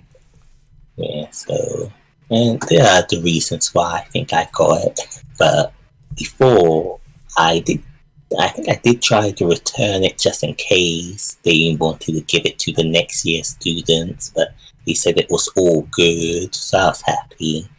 I got the tablet, and it's the one I've been using all this time.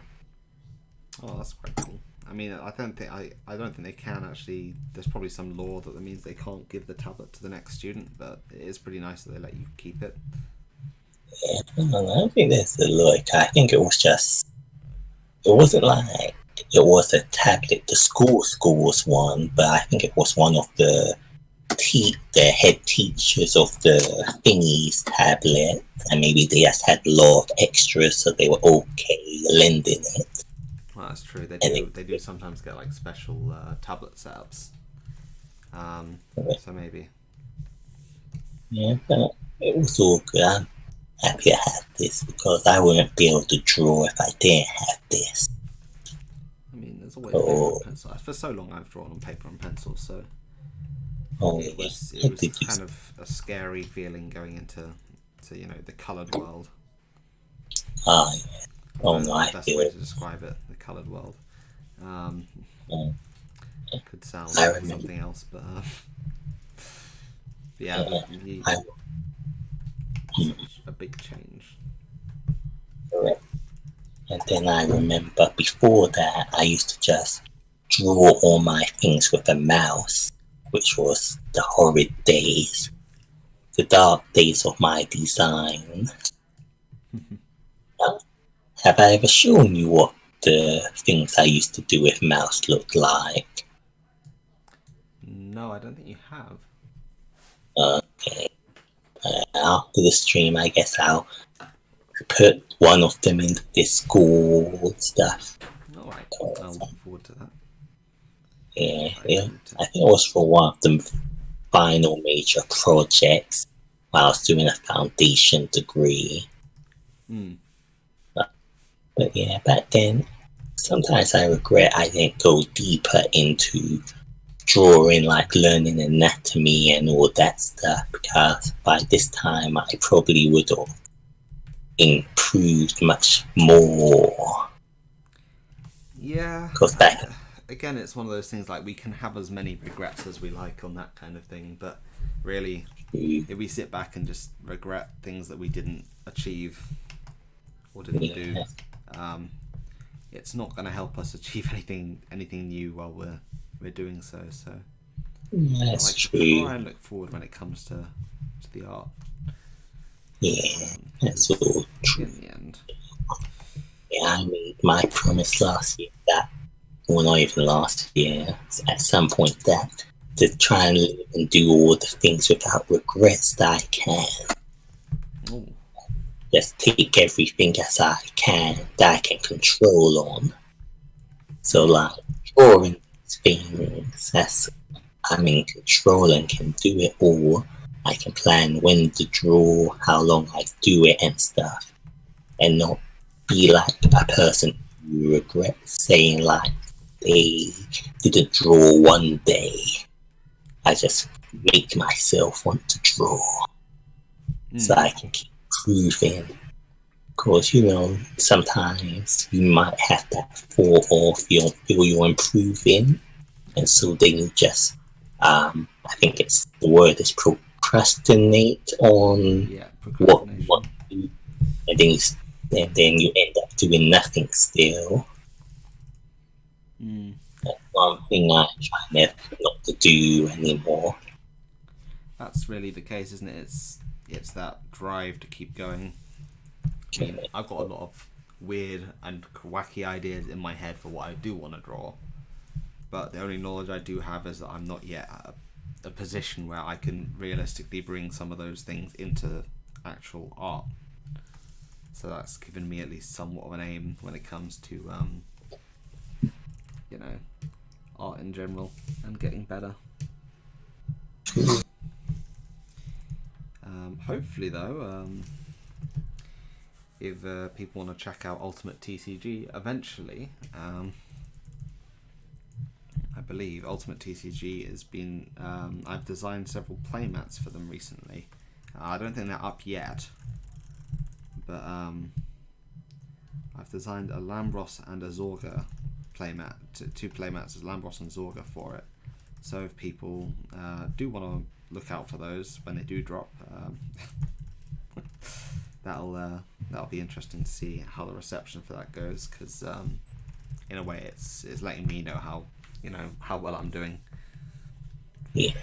Because it's like, is my art worthy of a playmat? Let's find out.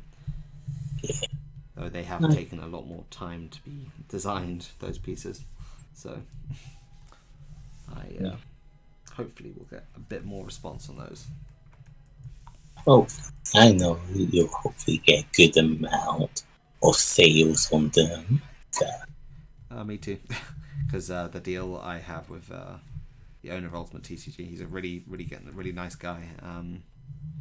But basically, it's we came to an agreement of a percentage of profit share. So that is going to be how I get paid for the project. But it's a good indicator for me as well. So I'm really happy that he let me do that. So I've also got a Magnolia one in the works, but the Magnolia one is taking a little bit of time because I'm really struggling to get certain aspects of it that I want.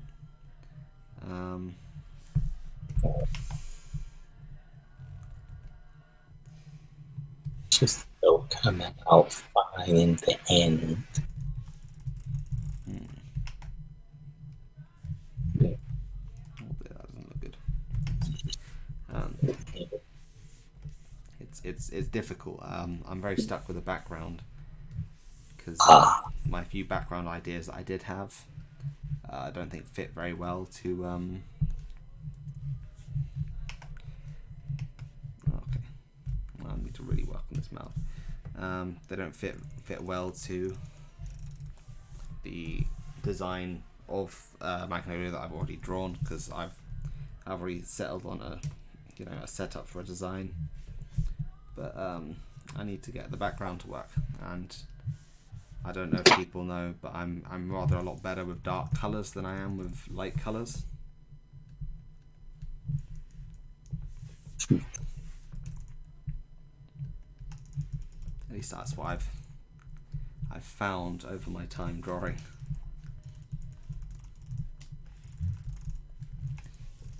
Fonts. There we go. Yeah. Feel over. Oh yeah. How would you feel? Here's an interesting question. How, since we started doing these episodes, how do you feel your drawing has been improving, or any new things you've been enlightened to?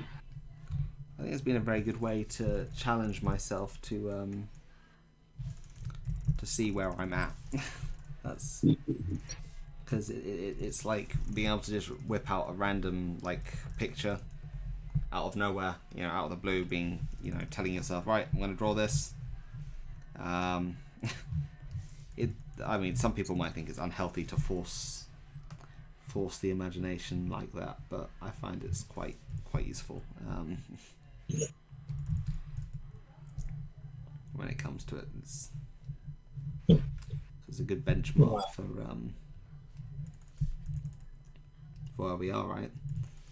Yeah, that's true. Yeah, it's been helpful for me. I've been drawing, had more.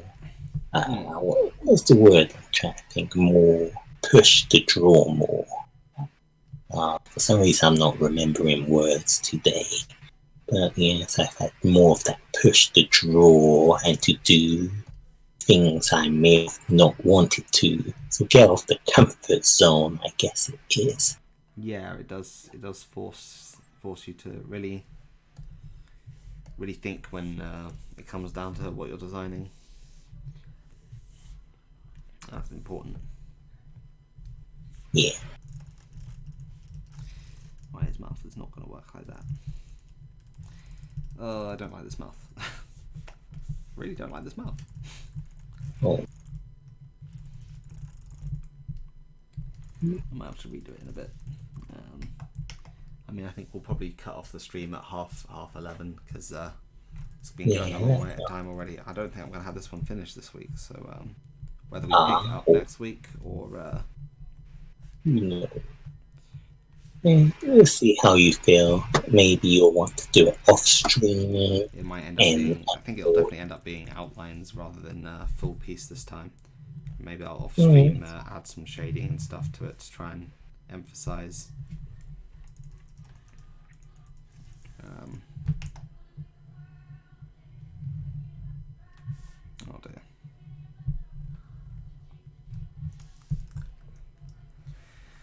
Oh boy.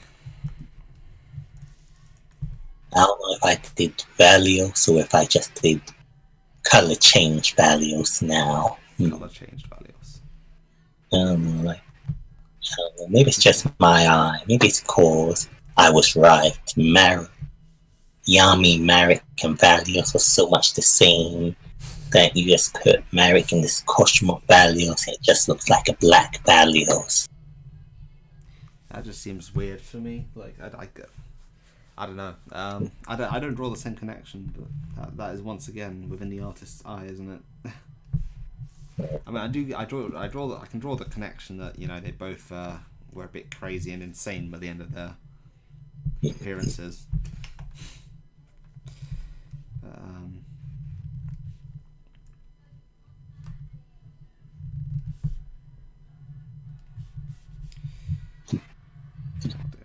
Mm-hmm.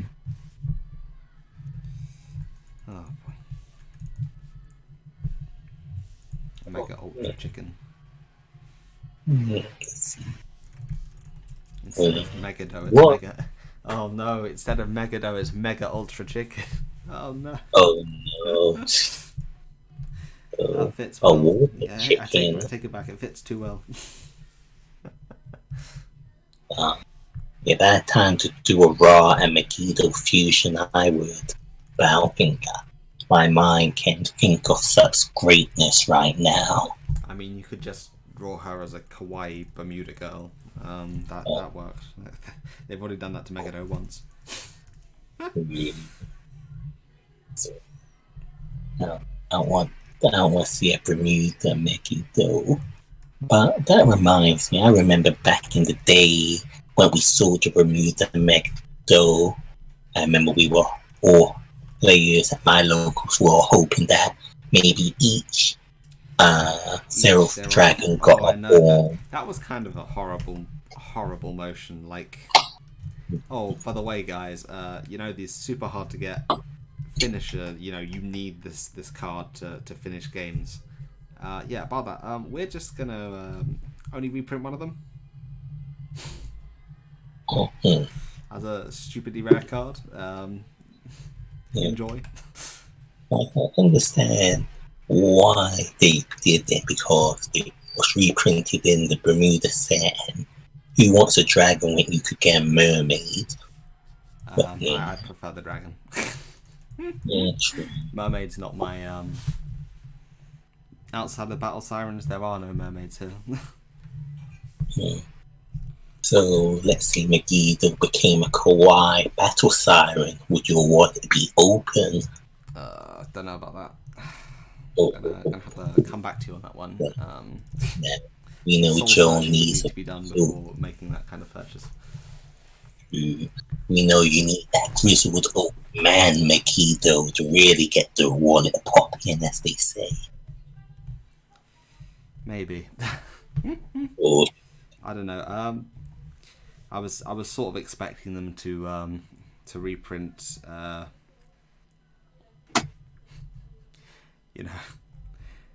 To reprint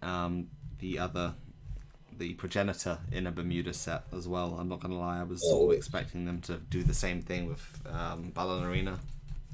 I am one of the blessed clans that actually can utilize Ballerina well. Nice. And also, I feel bad for anyone who is part of Sanctuary, because one of the other problems with Xeros is because they were split. Because they were split based on clans and nations. That caused problems because some nations had more clans than others. Yeah. So it's like, oh look, good luck catching. So like Zoa. I mean, the thing is, the Zoa and Megiddo were actually quite powerful. So they still had like a decently high wanted level. Yeah. So I guess it doesn't really apply as well. Oh boy. There's like a bit that comes in there, hasn't it? But overall, like that was one of the other big Xeroth issues that they never really managed to fix. I mean, they did reprint the Xeroth in the very end, which was nice. It was a good deal of reprint, but wasn't it still a little late. I think I've still got an original Megadough actually. Now I think about it. Oh, nice. I used to have the original Dust, but then I sold that once, and then I got the better Dust, the one with the Revival Collection one. Because the Revival one just looks better with the clan symbol. Yeah, I think that's arguably the case. God, I don't like this hand. I think it's because of that.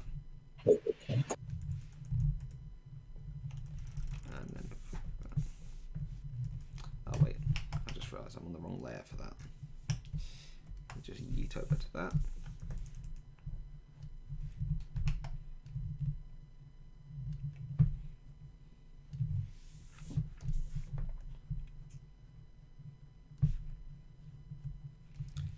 But yeah, I think that's the thing, right? Is you can have things that are higher rarity. They don't look as good as some of the lower rarity stuff. It's like the SPs going for different amounts. The Revival Collection SPs were cheaper than some of the original versions of the card. So if, per se, you were to grab hold of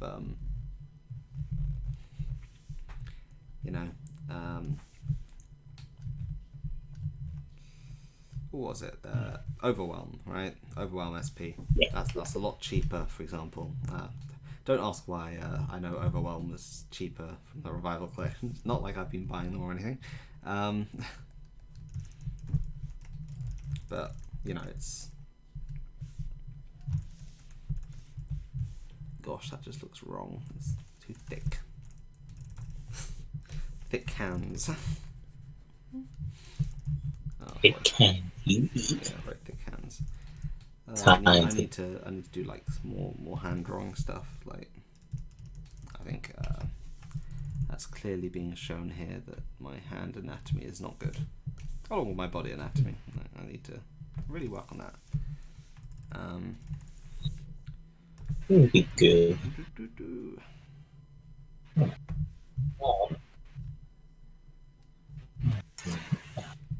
Let's try resizing that a little. Ooh. Okay, no, we're just going to resize that thing. I'm just playing around with backgrounds here. This is interesting. Ooh. Yeah. Backgrounds, huh? I'll have to come and have a look at yours in a second. Hmm. It's been a while since I last saw it.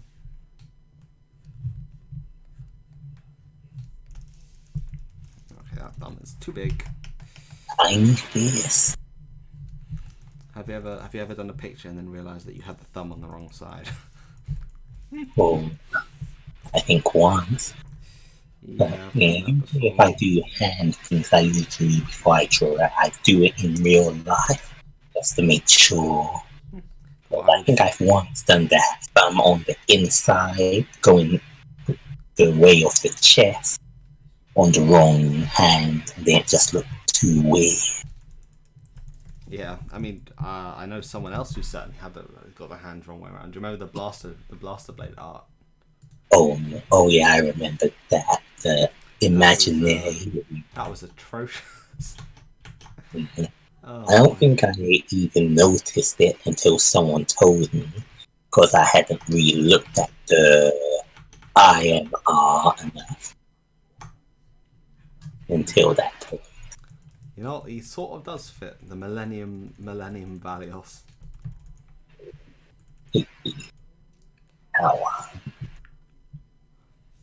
I want to put like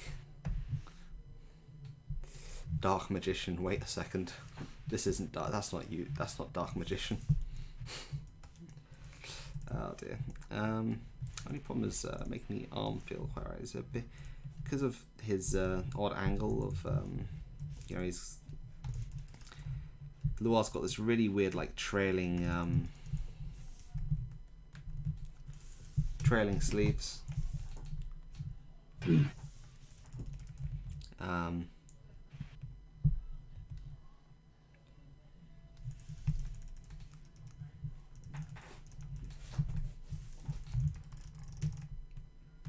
means that they don't. It can be very difficult to draw Luard's arms correctly. I've drawn Luard 3 times now. I think it's the 3rd. Because I do like Luard's design. Like, I'm not a big Shadow Pardon fan, but I can appreciate like it's a bit like Messiah, right? Like the Messiah designs are really cool. I think most people agree on that. I assume most people agree on that. I can't say for sure, but like they are like really quite fantastical. And I get the same sort of thing with Luard. I'm like, yeah, even though I don't play Shadows, like I can at least admit that they are personally quite fantastical design units. Can't agree. I do very much like the aesthetics of Luard. That's probably the best way of putting it, isn't it? The aesthetics. Yeah. A few more lines, and then I should be. I might add some brief shading to the picture. Oh yeah, here's a good question. For each clan, what unit would probably, like just from art or effect from each clan, what unit would tempt you to build that clan? Oh, that's a good one. I think, well, Pale Moon. I just adore Alice's art design. So that's one that does tempt me into building it. Though I kind of like Golden Beast Tamer in a way. Not really a big fan of Silverthorn, actually. Which is another unpopular Vanguard opinion. Everyone's like, you can't insult Asuka like that, and I'm like, yes, I can. Well, I can tell you the worst Vanguard opinion, and that's I still don't like Lukie's art. As in the new main character. The new main character. No, I don't like character. Oh yeah, I guess a character. I just don't like her aesthetic mode. Like she's a cool unit, but I just never liked her art. To me, she's not a wifey tier unit. She's fine, but she's not cool enough, I'd say. You know, I kind of see where you're coming from on that one. I would agree that it doesn't feel quite right on that. I mean, there's some of the art is looking really nice, like all the Stoicheia stuff, like at least most of it. I don't really like the chubby or jokey animals. I like the majestic ones, the ones that look like the old strides. But outside of that, I think I don't really like. There's the new goat that copies its power to someone else. The one that Hal used to mega overtrigger something. Because we already have ways to overuse and overtriggers million power gain. Yeah, it hurts. Just passing it around like an STD. Oh no. Overtriggers confirmed STDs. No. Yeah, it was a sad moment for my 1PG in hand. Yeah. Oh dear. I mean, I don't know, like, I like the idea of an overtrigger because the satisfaction of pulling one at the right moment is heavy, but at the same time the dissatisfaction of losing to one in a situation where really you had control of everything else except the drive check in that regard. Like, you can prepare for crits, but you can be like, two to pass, two to pass to I don't know, OTT, right? and then normally they'd hit their first critical trigger and be like, do I whack it on there? Do I not whack it on there? They don't instantly think. But imagine if you're in that scenario and it's like 2 to pass, they hit an over trigger and they're like, just whack it on there. There's no there's no thought process in that. There's just like, just insta power. It's free real estate. What can I say?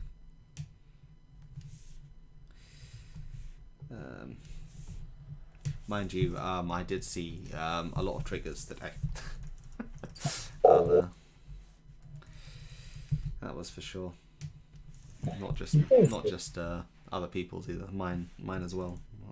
I was visited by the trigger gods today. I did 6 drive checks of Maelstrom and hit 5 triggers. Nasty.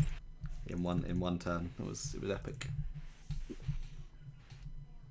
It wasn't so epic for my opponent because we were playing premium, and instead of striding, I just went, you know what? I think my Maelstrom turn's actually more powerful than a stride right now. Oh. So it turned into a just a Maelstrom beatdown get turn. They actually did survive miraculously, but they had so little hand that OTT can't do much once they get to a certain low point other than stride into one of the Susano strides. Like I'd reduced their hand that much that was their only option. So the game came shortly afterwards. Though they did rebuild like a 7-card hand from basically nothing, which it was 8-card hand I think. And that was kind of impressive. And if I didn't have a powerful backup of Alexandros today, I might have been in worse straits. Because I also happened to have like 3 heals in hand, so I just mega G-guarded them and then swung them to death with Alexandros. Which was unfair, but G-guards be that way sometimes. But, I like having them in the game. I really hope we get more stuff like them. I mean, I know that Hal was complaining about one of the new order cards for. Which order card? The order card for. Let me think. It was the Brandgate one. Right. Oh, the CB2 plus 30k. That one. Yes, that one. The Blitz order, yeah. Mainly because I think don't they already CB2 as one of the new grade 3 that generates tokens already does CB2. I'm pretty sure for its skill. Oh yeah. Like they don't have the counterblast to afford it. And while it probably will help in a pinch, it just feels rather lackluster. I think I've messed this up bad. I think this needs to be changed. Yeah, I think this is because you can't see his elbow, and that's a problem. And it's facing the wrong way.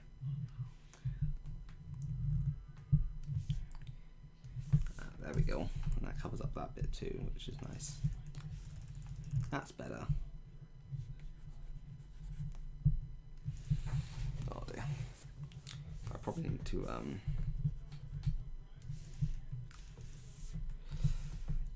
try and do his little cape thing that comes out the back. What's your background looking like right now? Background's just wild.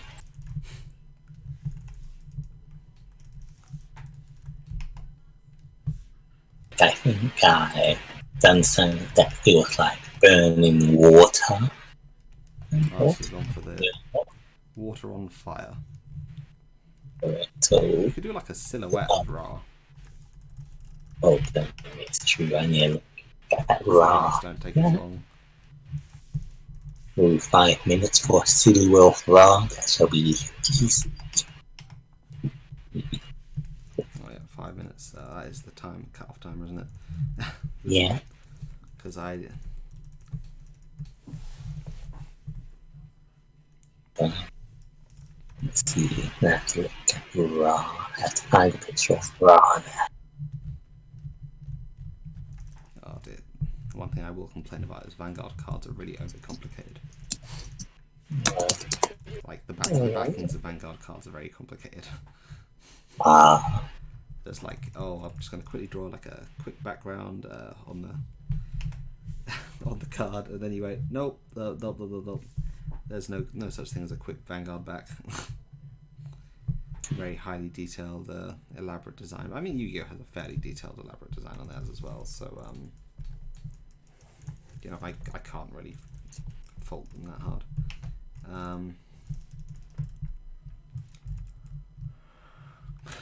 I guess that goes out like that. And comes back in.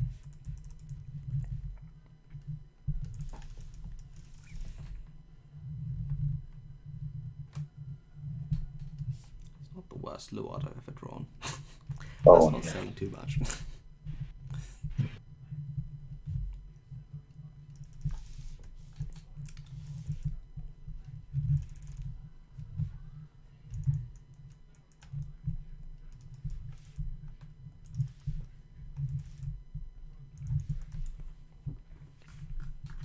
Alright, that looks okay, right?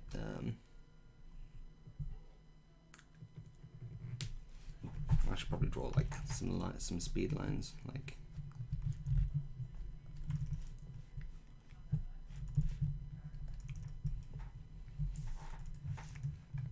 maybe make his fist a little bigger again. To be honest, I think it needs to be. It's looking nice. Huh?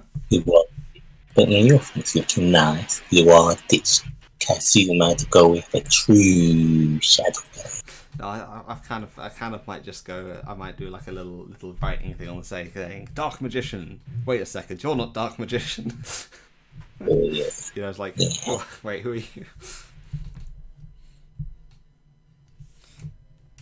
Be excellent to do. Oh dear, that's about as memey as I can probably make this one.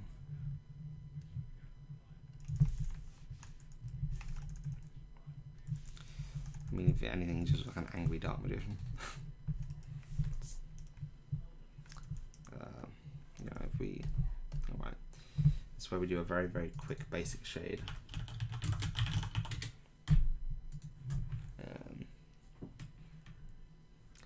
Oh dear, you know, the art is a really complex color palette. I'll say that much. But maybe just like whack some stuff on there. Like this is bare chest.